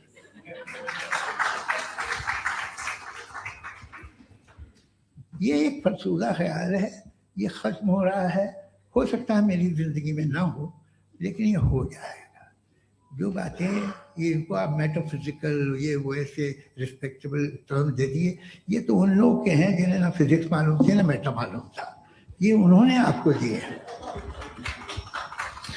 जी बहुत शुक्रिया आप दोनों लोगों का। और अब इस बातचीत का आखिरी राउंड शुरू होगा, डज गॉड एग्जिस्ट की ये बहस मुफ्ती शमाइल नदवी और जावेद अख्तर साहब के बीच। आप लोग अपने अपने हाथ ऊपर करेंगे, मैं यहाँ से तय करूंगा। और माइक हमारे पास है क्या? एक ही माइक है ऑडियंस के लिए? 2 माइक है, एक इस तरफ एक इस तरफ, ठीक है। तो जी सबसे पहले हमारी सहयोगी है मारिया शकील जी, पूछिए सवाल। थोड़ा सा रुकेंगे ताकि कैमरे का फ्रेम आप पर आ जाए, आपकी तो प्रैक्टिस है टीवी की। जी नदवी साहब, मैं खुदा को मानती हूँ, पहले मैं इसी प्रमाइस से शुरू कर रही हूँ और ये बता रही हूँ आपको, मैं मानती हूँ, लेकिन कुछ सवाल हैं जो जावेद साहब ने उठाया, उसका जवाब आपको देना चाहिए। पहला सवाल ये कि गजा में सालों से छोटे बच्चे मर रहे हैं, वो उनको, अगर खुदा मर्सीफुल है, हम मानते हैं कि अल्लाह ताला में बहुत ताकत है, तो वो बच्चे क्यों मर रहे हैं? दूसरी बात ये कि अगर कंटिजेंसी की जो आप बात करते हैं, पूरे मुस्लिम ममालिक मिल करके भी उन गजा के बच्चों को क्यों नहीं बचा पा रहे हैं? क्योंकि अगर वो चाहते, क्योंकि अल्लाह ताला उन पर हुकूमत करते हैं, सब पर हुकूमत करते हैं, तो वो उनको क्यों नहीं बचा? जी थैंक यू वेरी मच। बहुत अच्छा किया आपने इस चीज को जिक्र कर दिया, मैं इसको और अच्छे से एक्सप्लेन करने की कोशिश करता हूं। देखें, जहां तक आपने कहा कि गजा के बच्चों को मारा जा रहा है, देखें 2 वर्ल्ड व्यू है, एक एथीस्टिक वर्ल्ड व्यू, एक थीस्टिक वर्ल्ड व्यू है। बच्चे मर रहे हैं दोनों वर्ल्ड व्यू में, लेकिन हमारा वर्ल्ड व्यू कह रहा है कि रिकॉम्पेंस है, ये कह रहे हैं कि उनका मरना बेकार जाने वाला है, कोई उसका रिकॉम्पेंस नहीं है, चूंकि इनके यहां आखिरत और अल्लाह का कोई तसव्वुर या गॉड का कोई तसव्वुर नहीं है। आपने ये सवाल किया कि गॉड मर्सीफुल है, क्यों नहीं रोकता? ये मैंने बताया कि ये मिसकंसेप्शन है लोगों के दरमियान कि गॉड को सिर्फ मर्सीफुल और ओमनीपोटेंट समझते हैं। गॉड के सिर्फ यही 2 एट्रीब्यूट्स नहीं है, गॉड के कई सारे एट्रीब्यूट्स हैं, उनमें से अल हकीम भी है, उनमें से ऑल वाइज भी है, ऑल नोइंग भी है। लिहाजा अगर इस दुनिया में किसी को तकलीफ आ रही है और गॉड उसको नहीं रोक रहा है, वो इसलिए नहीं रोक रहा है चूंकि इंसानों को फ्री विल दिया गया है। ठीक इसी तरीके से अगर एक डॉक्टर किसी छोटे बच्चे को इंजेक्शन लगा रहा है, उसे तकलीफ पहुंच रही है, उसके लिमिटेड पर्सपेक्टिव के एतबार से ये गलत हो रहा है और डॉक्टर बुरा है, लेकिन जब आप ब्रॉडर पिक्चर को देखेंगे, आपके और हमारे पास सिर्फ एक पिक्सल है, हमें इतना नजर आ रहा है कि गजा में कत्ल हो रहा है, लेकिन इसके पीछे कितना रिकॉम्पेंस उनको मिलने वाला है, पूरा पिक्चर गॉड के पास है। तो एक पिक्सल से आप पूरे पिक्चर को कभी भी जज नहीं कर सकती। आप इसमें कुछ जोड़ना चाहेंगे? आपको कुछ बोलना है इसमें? भैया आपने बहुत अच्छा जस्टिफिकेशन दिया, या आप वो जो वहाँ के प्राइम मिनिस्टर इजराइल के उन्हें भेजिए, वो बहुत खुश हो गया। आप जस्टिफिकेशन दे देना कि अगर गॉड नहीं है तो बच्चे क्यों मर रहे हैं, आप बताएं। वो ये सवाल पूछ रहे हैं कि अगर आप ईश्वर का अस्तित्व नहीं मानते हैं तो उन बच्चों की मौत को आप कैसे इंटरप्रेट करते हैं? भाई ये दुनिया जो है, जो ताकतवर लोग होते हैं वो एक नाइंसाफी करते हैं। तो ये अच्छा काम है आपके नजदीक, तो नेचर नाइंसाफी पे मबनी है। अरे मेरे भाई, आप नेचर की कहाँ बात कर रहे हैं, तो इंसान की बात। तो फिर जब मैं इंसान की बात कर रहा था, आप नेचर की बात करने लग गए। क्रॉस एग्जामिनेशन नहीं। हाँ, अब आप मुझे बोलने नहीं देंगे तो अलग बात है, आप बोलिए, मुझे कोई चीज जी नहीं, ये क्रॉस एग्जामिनेशन। मुझे बोल तो लेने दीजिए जी, बोलिए। क्या बात ये है कि ह्यूमन सोसाइटी तभी साथ में रह सकती है जब वो मोहब्बत से, एकता से, एक दूसरे के एहतराम करके रहे। इसके अलावा पॉसिबल नहीं, अकेले तो इंसान रह नहीं सकता। वहाँ पर कुछ लोग हैं जो फाउल करते हैं, वो फाउल हमेशा से तारीख में होता आया है। आज ये हो रहा है, जो हो रहा है बहुत बुरा हो रहा है, बहुत जालिमाना है, बहुत जाबराना है, उसको आप कहें कि ये बच्चों को कॉम्पनसेशन मिल जाएगा या इसकी मसले इंजेक्शन है, इंजेक्शन तो हेल्थ के लिए दिया जाता है। आप ये कह रहे हैं कि ये बच्चों की जो धज्जियां उड़ रही हैं ये इंजेक्शन है, ये विटामिन टेस्ट का। है, ये टेस्ट है, और उस टेस्ट में अब उनको अगले उनको ऐसा एक- रिकॉम्पेंस एक- मिलेगा जो आपके एक- तस्वुर के बाहर है। ये आप 3 बरस के बच्चे को बारूद से उड़ा के टेस्ट ले रहे हैं, वाह। वो नहीं ले रहा है, खुदा नहीं उड़ा रहा है, इजराइल उड़ा रहा है। जी, ये तो उसको कंडेम अगला करें। सवाल लेते हैं। अगला सवाल लेते हैं प्रोफेसर पुरुषोत्तम अग्रवाल। मुफ्ती साहब, एक निवेदन आपसे है कि कम से कम थोड़ा सा माइक क्लोज एक रखिए। रिलीजियस और फिलोसफिकल कर मैम प्लीज। एक रिलीजियस और फिलोसफिकल ट्रेडिशन है जो ब्रह्मांड को यानी यूनिवर्स को ही अंतिम मानती है। सर्वम खलु इदम ब्रह्मम, this is Chandogya Upanishad, and it completely rules out the existence और नेसेसिटी, आपके शब्दों में necessity of a creator. The creation itself is the creator. तो एक मिनट प्लीज।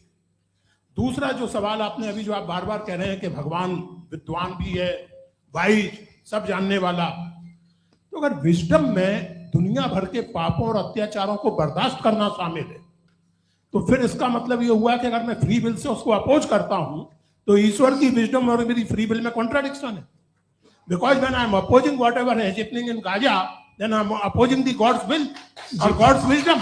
जवाब लेते हैं क्योंकि तो गॉड की विजडम में, एक मिनट सर प्लीज सर। ये एक जुमला, गॉड की विजडम है कि गाजा में जो कुछ हो रहा है वो हो रहा है, मैं उसका अपोज कर रहा हूं, तो मैं गॉड की विजडम के खिलाफ जा रहा हूं।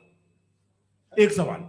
दूसरा ये नहीं, आपने 2 ऑलरेडी। सर आप और सवाल कर लें, लेकिन मुझे 2 जवाब दे सर, दें। सर, पहले आपने ये सर, कहा, सर, सुनिए मेरी बात सुनिए। भाई इजराइल के सर, गॉड सर, के मुताबिक तुम्हारा ठीक हो रहा है ना? प्रोफेसर, नहीं हो रहा है, ठीक नहीं हो रहा है, मैं बता रहा हूं क्या हो रहा है। आप तशरीफ रखिए, मैं बता रहा हूं क्या हो रहा है। Let me complete please. एक सेकंड गाइस, एक सेकंड। ये देखिए, ऐसा है कि ये सब बड़ा आपस में विचार विमर्श के बाद ये तय हुआ था कि कुछ नियम बना लिए जाएं ताकि एक टाइम बाउंड बातचीत चले। और भाई साहब, आप बड़ा जरूरी काम कर रहे हैं, लेकिन कैमरे के फ्रेम में आके उस काम को गड़बड़ कर दे रहे हैं। ठीक है गुरु, अब मेरे को कहीं का गुस्सा कहीं निकालना था, सॉरी। नहीं, कोई गुस्सा नहीं है जी। तो प्रोफेसर ने सवाल पूछे, आप उनके जवाब दें। और थोड़ा ये सब लोग थोड़ा ख्याल रखें भाई, सवाल संक्षिप्त रखें जी। आपने 2 सवाल किया। सबसे पहला ये कहा कि हमारे पास ये कॉन्सेप्ट है कि ये यूनिवर्स खुद नेसेसरी बीइंग है, creation itself is the creator. How irrational is this कि मैं एग्जिस्ट करूंगा बाद में, लेकिन अभी एग्जिस्ट कर भी रहा हूं, यानी एक ही टाइम में एग्जिस्ट भी कर रहे हैं, नहीं भी कर रहे हैं। This is not true. दूसरी चीज, आपने कहा कि अगर इजराइल में, सॉरी माफ कीजिएगा, Israel doesn't exist, occupied Palestine में अगर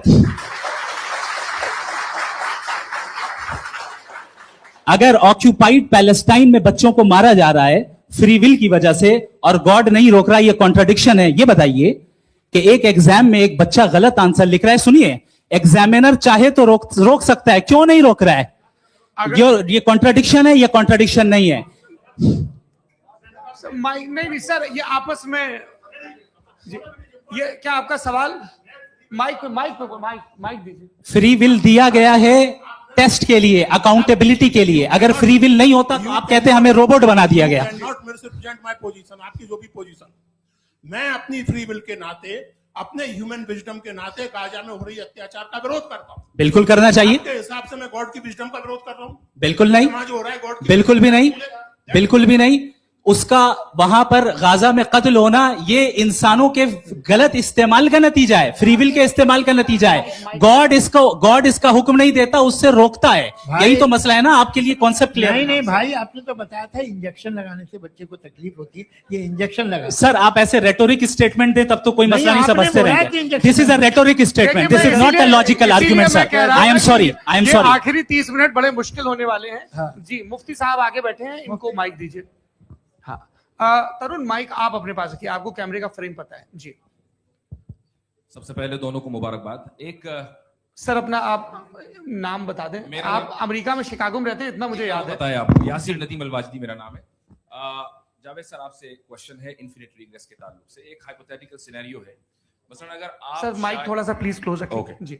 अगर आप शायर इसलिए हैं कि आपके कोई उस्ताद शायर थे, और वो इसलिए शायर थे कि उनके कोई उस्ताद शायर थे, और इसी तरीके से हम माजी में पीछे चलते चलते चले जाएं और कहीं ना रुके, तो माफ कीजिएगा आप कभी शायर नहीं हो सकते। लेकिन आप शायर हैं, आपका शहर एग्जिस्ट करता है, इसका मतलब ये है कि आप कहीं ना कहीं रुके हैं।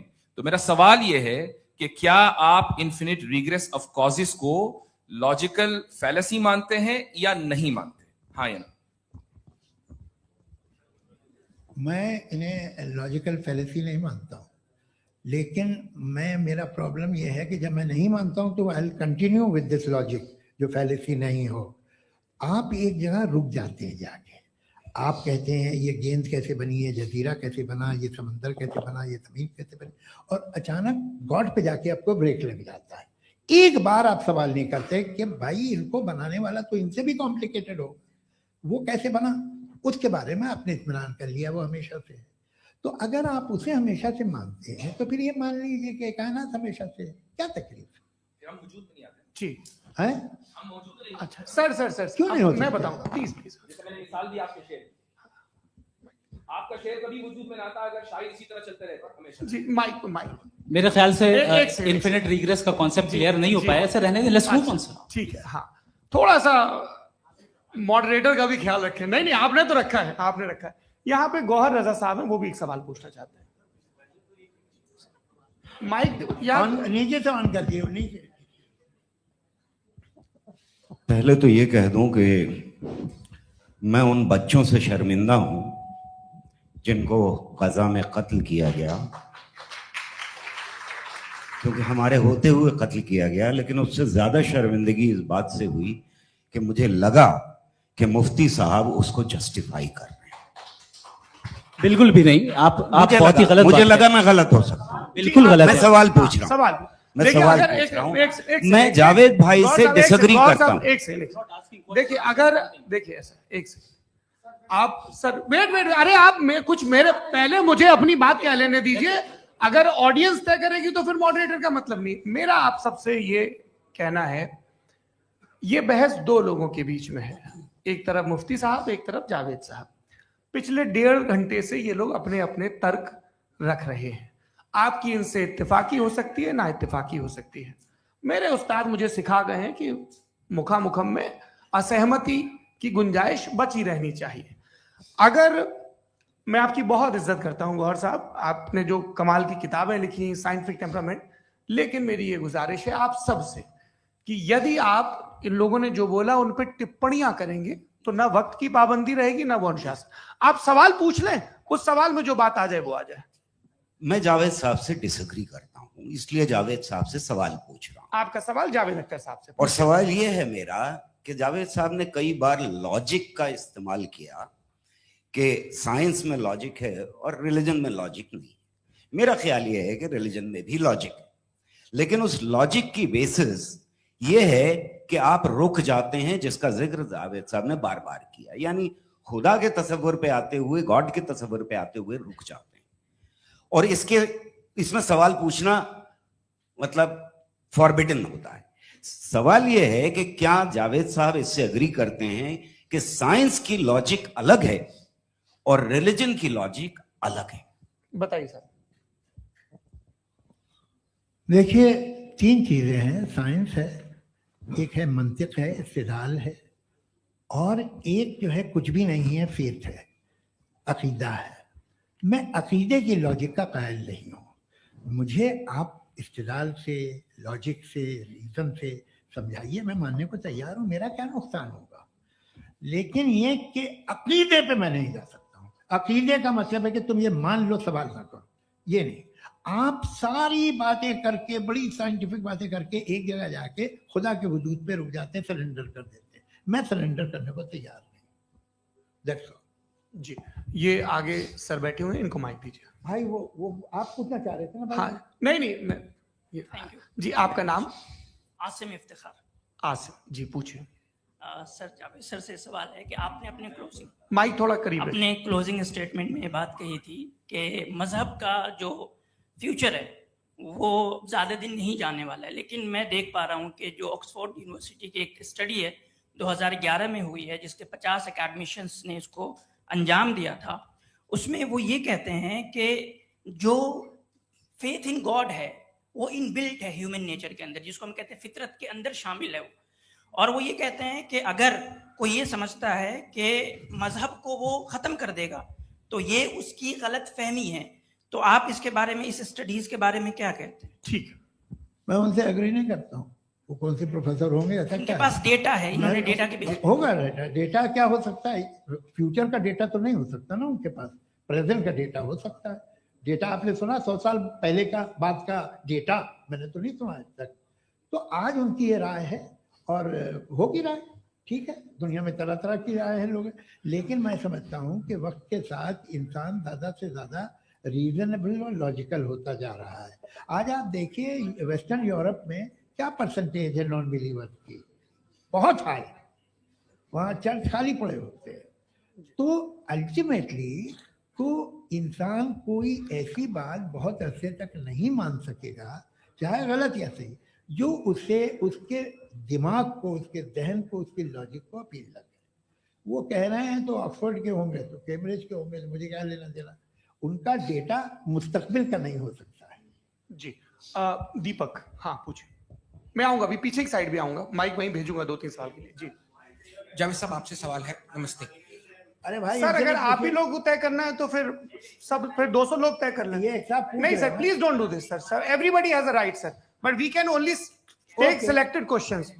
नो ना, सर अरे ये भाई, यंग लोग भी आराम हैं से। तो इनकी ये एक अब बात उतने यंग, सुनिए। भाई आप यंग हैं कि नहीं हैं? एक मिनट, वो कह रहे हैं वो भी आएंगे, यंग हैं पूछ रहे हैं ना साहब, भाई। आप उनकी नौजवानी पर दावा उनको ही करने थे।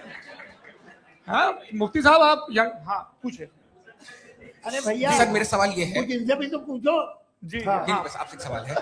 जैसे थीस्टों के पास, अपने जो ईश्वर को मानते हैं, उनके पास अपने सोशल गेट टुगेदर्स हैं। 5 रोज आज क्रिसमस आने वाला है, होली है, दिवाली है, ईद है। एथिस्ट क्या ऑफर कर रहे हैं? मतलब मैं इनकी दुकान से बोलूं, मैं आना चाहता हूं उस तरफ, पर मैं अट्रैक्ट नहीं हो पा रहा हूं। मैं सोशल गेट टुगेदर्स क्या है आपके पास? वो ये कह रहे हैं कि जो धार्मिक लोग हैं, अलग अलग धर्म के लोग, उनके उत्सव त्योहार, बड़ी कॉन्ग्रेगेशन अच्छी बहुत बात। हैं। अब आपको मैं एक सुनाता हूँ, यहाँ हिस्टोरियन भी बैठे हैं। मृदुला जी आप बताइएगा सही है कि नहीं। ये एक कॉन्स्टेंटाइन, एक ग्रीक रोमन बादशाह था, जो क्रिश्चियनिटी आने के 400 साल बाद उसने डिसाइड किया कि मैं क्रिश्चियन हो जाऊंगा, मेरी पूरी स्टेट कैंसिल हो जाएगी। उस जमाने में ऐसे ही होता था, राजा जो धर्म इख्तियार करता था वो जनता भी कर लेती थी। इसलिए कि वो हो गया था बैंकरप्ट, और उसे जो मेडिटेरियन कोस्ट के रिच क्रिश्चियन वो थे मर्चेंट, उससे पैसा चाहिए था। तो उसने कहा यार क्रिश्चियन हो जाओ। तो उसने अपने वजीर से कहा कि भाई ये हिस्ट्री है कि अब हम लोग क्रिश्चियन हो जाते हैं। पहले सर हो जाएंगे, कोई प्रॉब्लम नहीं है, लेकिन एक प्रॉब्लम ये है कि 17 दिसंबर से 25 दिसंबर तक जो पेगन फेस्टिवल होता, जो पेगन थे वो लोग, जो फेस्टिवल होता है वो बंद हो जाएगा, इसलिए कि हम क्रिश्चियन हो गए तो होगा नहीं। तो वो बच्चों को बहुत बुरा लगेगा, पब्लिक को बहुत इंजॉय करते हैं, खासतौर से 25 को मेन डे। उसने कहा ये तो सही कह रहे हो, ये जीसस क्राइस्ट की पैदाइश कब थी? पहले साहब वो अप्रैल में थी। नहीं, कट करो, वो 25 दिसंबर को है। यह हकीकत है। और 400 साल बाद क्रिश्चियनिटी के अप्रैल से दिसंबर ले आए, और इसलिए कि यहाँ पेगन फेस्टिवल होता था। अब मनाते हैं आप आराम से। ये जो सारे फेस्टिवल हैं ये रिलीजन थे। हर एक को एक इंटरटेनमेंट डिपार्टमेंट चाहिए होता है अपनी कंपनी चलाने के लिए। तो ये रिलीजन ने, ये सेकुलर त्योहार थे जिन्हें रिलीजन्स ने ले लिया है। ये मौसम के थे, फसलों के थे, किसानों के थे, उसको आपने लेके रिलीजियस रंग दे दिया। ये कोई रिलीजन से थोड़ी आए। आप अच्छा हमें देखिए, हम तो मुल्द हैं, हम ईद मनाते हैं, हम दिवाली मनाते हैं, हम होली मनाते हैं, हम क्रिसमस मनाते हैं। बम्बई की फिल्म इंडस्ट्री की सबसे बड़ी होली हमारे घर में, सबसे बड़ी ईद हमारे घर में। वो हमारे सोशल वो है, हमारा हेरिटेज है। ऐसा थोड़ी है कि we will throw the baby along with the water. ये तो अच्छी चीज है, इन्हें रखो, जो बेकार है फेंक दो। जी हाँ, हेलो जी, मेरा सवाल नादवी जी से है।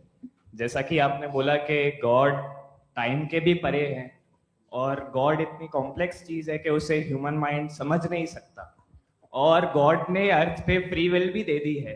तो आप अपना वक्त जाया क्यों कर रहे हैं गॉड के बारे में बात करके? अपन को तो बात करनी चाहिए कि सोसाइटी को बेहतर कैसे करें। जी, मैं गॉड वही बताता है सोसाइटी को कैसे बेहतर करे। अभी मैं आपका जवाब देता हूं। आपने कहा कि टाइम पे वो एग्जिस्ट नहीं करता, मेरा सवाल ये है कि जैसा आपने बोला कि गॉड बहुत ही कॉम्प्लेक्स चीज है। मैंने और कहा ही नहीं कि कॉम्प्लेक्स है, तो आपके अल्फाज है। कॉम्प्लेक्स का लफ्ज गॉड के लिए सुइटेबल नहीं है। क्यों?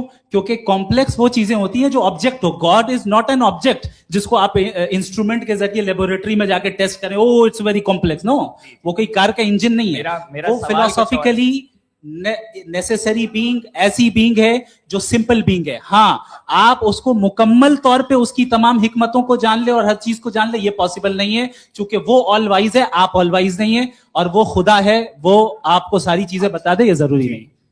मेरा सवाल ये नहीं था। मेरा सवाल ये था कि जब गॉड इतना परे है इस दुनिया से कि उसने अर्थ पे फ्री विल भी दी है, हम सब ह्यूमंस की फ्री विल है, और जो सोसाइटी में हो रहा है वो अपन लोग डिसाइड करेंगे, तो अपन लोग डिसाइड नहीं करेंगे ना, अपन लोग डिसाइड नहीं करेंगे। गॉड जो है, गॉड ने वो उसकी जात, उसकी एग्जिस्टेंस टाइम एंड स्पेस से परे है, लेकिन वो हमारा टेस्ट ले रहा है और उसी गॉड ने हमें बताया कि तुम्हें क्या करना है क्या नहीं करना है, तो जाहिर है उस गॉड की बात सुनेंगे ना हम। वो पीछे एक चश्मा लगाए जो मैम खड़ी हैं, उनको दीजिए। हाँ, आप जी जी बिल्कुल आएंगे। देखिए मैं कोशिश कर रहा हूँ सब तरफ जाने की। हाँ, उनको दीजिए माइक जी। हेलो सर, मैं ओमनी प्रेजेंट नहीं हूँ, टाइम पाबंद हूँ, और जहां तक कोशिश कर सकता हूँ करूंगा। जी, अपना नाम बताइए। मेरा नाम उर्सुला है, मैं दिल्ली यूनिवर्सिटी की एक स्टूडेंट हूँ और मैं स्टूडेंट फेडरेशन ऑफ इंडिया से हूँ। मेरा सवाल मुफ्ती जी से है कि इस हॉल के इस कमरे में बैठ के हम लोग रेप की मोरालिटी के बारे में फिलोसफिकली बात तो कर सकते हैं, बट असलियत ये है कि रोजमर्रा की जिंदगी में औरतें रेप के थ्रू गुजरती हैं, और हम लोग सिर्फ नंबर्स पे इस तरह नहीं देख सकते, क्योंकि कितनी औरतें हैं इन कंट्रीज में जहां पे आप बता रहे हैं कि केसेस कम हैं, जिनका एक्सेस है कि वो जाके केस फाइल कर सकें।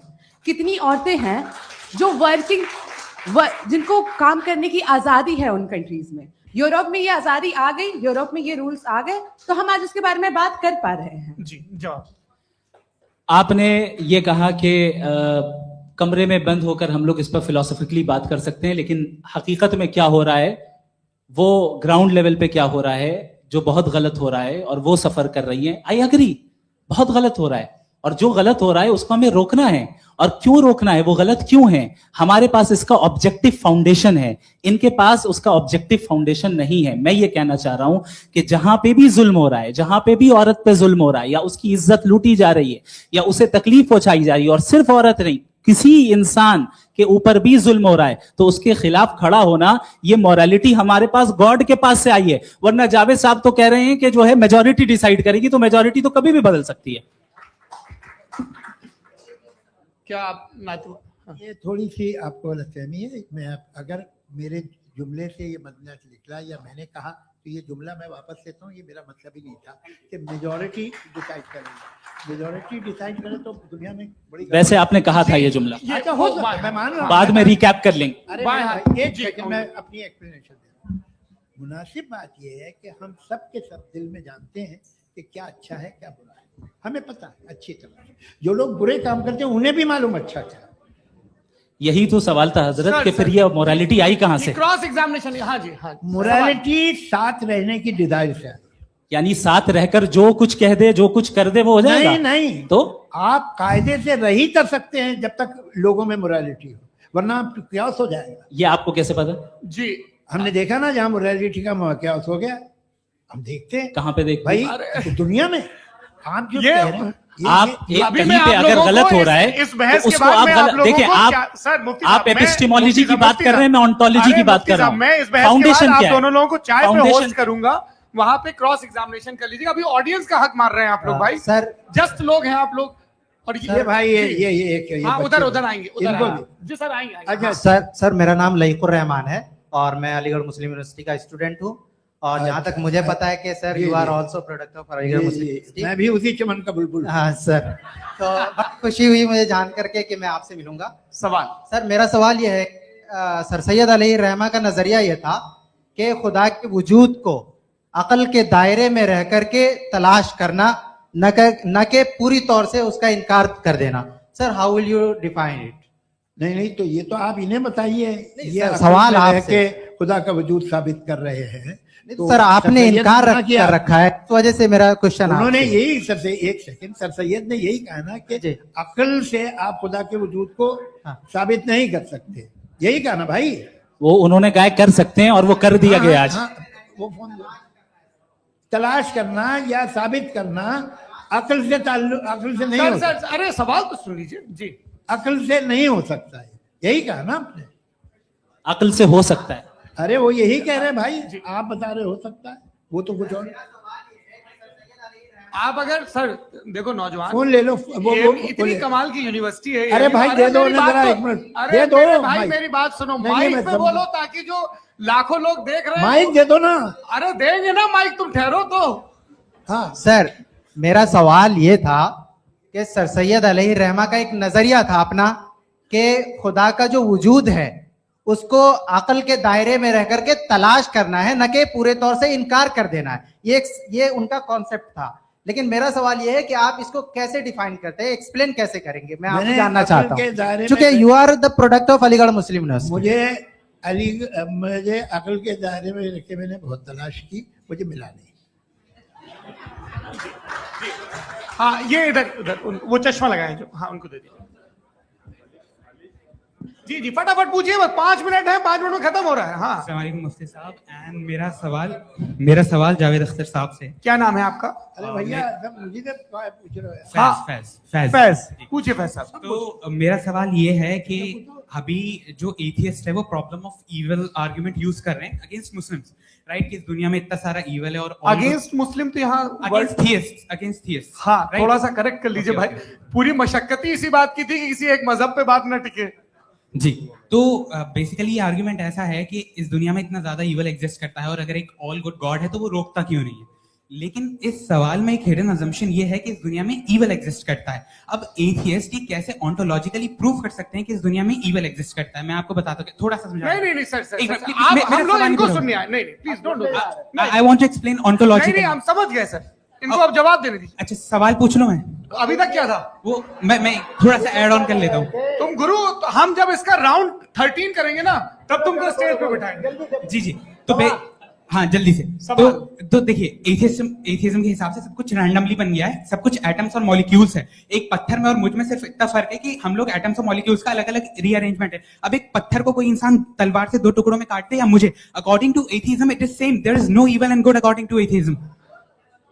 जी अच्छा फैज साहब का सवाल ये है कि हाँ कोशिश भी करते तो इससे गलत सवाल नहीं कर पाते। एक लाइफ फॉर्म है और लाइफ फॉर्म में फीलिंग है, मतलब लाइफ फॉर्म सुनता है, देखता है, टेस्ट कर सकता है, फील कर सकता है।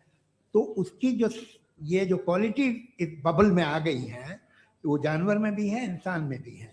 तो जाहिर है कि उसे कोई तकलीफ पहुंचेगी, तो चूंकि उसके पास वो सेंसिटिविटी है तो मैं करेगा। पत्थर में वो सेंसिटिविटी नहीं है। तो ये क्या सवाल हुआ कि अगर पत्थर को काटा तो पत्थर को तकलीफ नहीं होती, तो आपको काटे तो आपको क्यों तकलीफ हो? बैठ जाइए। जी हाँ अगला सवाल।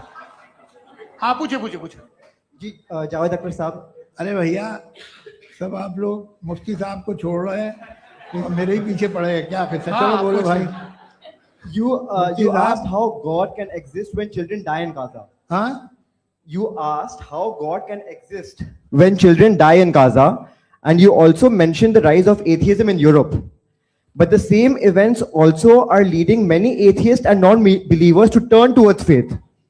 How do you interpret this contradiction, where suffering pushes some away from God, yet brings others closer to belief? देखिए आपको एक बात बताऊं, दुनिया परफेक्ट तो कहीं भी नहीं है, हर जगह कुछ खामियां हैं। बेटा एक मिनट, मैं आप ही को कहेंगे, देखो वो तो कुछ खामियां, कमजोरियां, खराबियां सब जगह है। लेकिन अगर देखोगे ईमानदारी से कि दुनिया सबसे ज़्यादा महज़ब कहाँ है, एक आम शहरी को कहाँ हुकूक हासिल हैं, वो बोल सकता है, अपनी मर्जी से काम कर सकता है, अपनी मर्जी से राय दे सकता है, हुकूमत के ख़िलाफ़ बोल सकता है, बरसरे इख्तिदार लोगों के बारे में बोल सकता है, सरमायादारों के ख़िलाफ़ बोल सकता है। तो आपको ये स्कैंडिनेवियन कंट्रीज़ में मिलेगा, वेस्टर्न यूरोप में मिलेगा। मैं नहीं कह रहा वो परफेक्ट है, बिल्कुल नहीं, वहाँ बहुत खराबियाँ भी हैं, परफेक्ट तो कोई। लेकिन जिन जिन मुल्कों में, लैटिन अमेरिका देखो, गल्फ देखो, वहाँ पर आपको ये जरूर है कि रेप नहीं होते होंगे, रेप की जरूरत क्या है भाई, उसको तो खरीद लो, घर में रखो, सड़क पर रेप करने की क्या जरूरत है। मगर सुनिए सुनिए सुनिए, मगर हकीकत ये है कि वहां शख्सी आजादी राय देने की, बोलने की नहीं है। जी, ये एक आखिरी सवाल मुफ्ती साहब से। हाँ मैम, इनको माइक दीजिए। शुक्रिया। मेरा नाम मनीषा है, मैं हरियाणा से आई हूँ। मैं मुफ्ती साहब से एक बात पूछना वाह। चाहती हूँ। आप बार बार जावेद साहब को कॉन्ट्राडिक्ट तो कर रहे हैं कि आपने ये कहा, लेकिन आप भी assumptions के बेसिस पे बात कर रहे हैं। आपने खुदा के होने का कौन सा प्रूफ पेश किया है खुदा की एग्जिस्टेंस का? अब इस सवाल को अलग रहने दीजिए, कौन एथीस्ट है कौन नहीं है। और दूसरी बात जो आपने एक छोटी सी कही थी कि ये फ्री विल का इस्तेमाल करता है इंसान अपनी, लेकिन इस फ्री विल का इस्तेमाल में मतलब खुदा ने ये दे दी सबको ये इजाजत कि वो कितना घिनौनापन और कितने ज्यादा खराब से खराब तरीके इस्तेमाल कर सकते हैं। जवाब सुनते जी। आप फ्री विल को मानती है ना, या अब कहती है कि फ्री विल नहीं है ना, मानती है ना? तो अब आपके पास इसका कोई एक्सप्लेनेशन नहीं है कि अगर एक इंसान उस फ्री विल का इस्तेमाल करके गलत काम कर रहा है और बच के अच्छी जिंदगी गुजार के निकल जा रहा है, उसका कोई रिकॉम्पेंस नहीं है। हमारे वर्ल्ड व्यू में जो इंसान गलत काम कर रहा है उसको भी रिकॉम्पेंस यानी उसका बुरा बदला मिलना है, और जो सही काम कर रहा है उसको सही बदला मिलना है। लिहाजा जो फ्री विल है वो इस तरीके से है कि एक लिमिटेड टाइम तक खुदा ने मोहलत दी है। ऐसा नहीं कि छूट दे दी, जो करना है करते रहो हमेशा। वक्त आएगा जब एग्जाम का टाइम खत्म होगा तब रिजल्ट आएगा, दौराने एग्जाम जबरदस्ती आपको नहीं बताया जाएगा। अरे भाई एक सेकंड, जी, एक सवाल मुफ्ती साहब से मेरा, मुफ्ती साहब से एक सवाल। मुफ्ती साहब, मैम रुक जाइए, आपसे फोन, आप इसके बाद आपसे पूछिएगा, माइक यहीं छीन रहेंगे लिया। वो। हाँ बोलिए। मैं मुफ्ती मैम, साहब एक एक ही सेकंड। सवाल करता हूँ कि अगर जो हो रहा है फ्री विल से हो रहा है, और एक दिन बरोज़ क़यामत इंसाफ होगा मैशर में वगैरह वगैरह, तो दुआ क्यों मांगते हैं लोग? दुआ मांगते हैं इसके मतलब है अभी भी उसने ये डिपार्टमेंट रखा है कि मैं रोजमर्रा की जिंदगी में इंटरफेयर बिल्कुल कर बिल्कुल, सकता हूं। He can. तो तुम कैन हो, तुम मुझे नौकरी दिला देते हो, मेरे बेटे को ग्रीन कार्ड दिला देते हो, और 45,000 बच्चे मरते हो, उन्हें रोकते नहीं हो।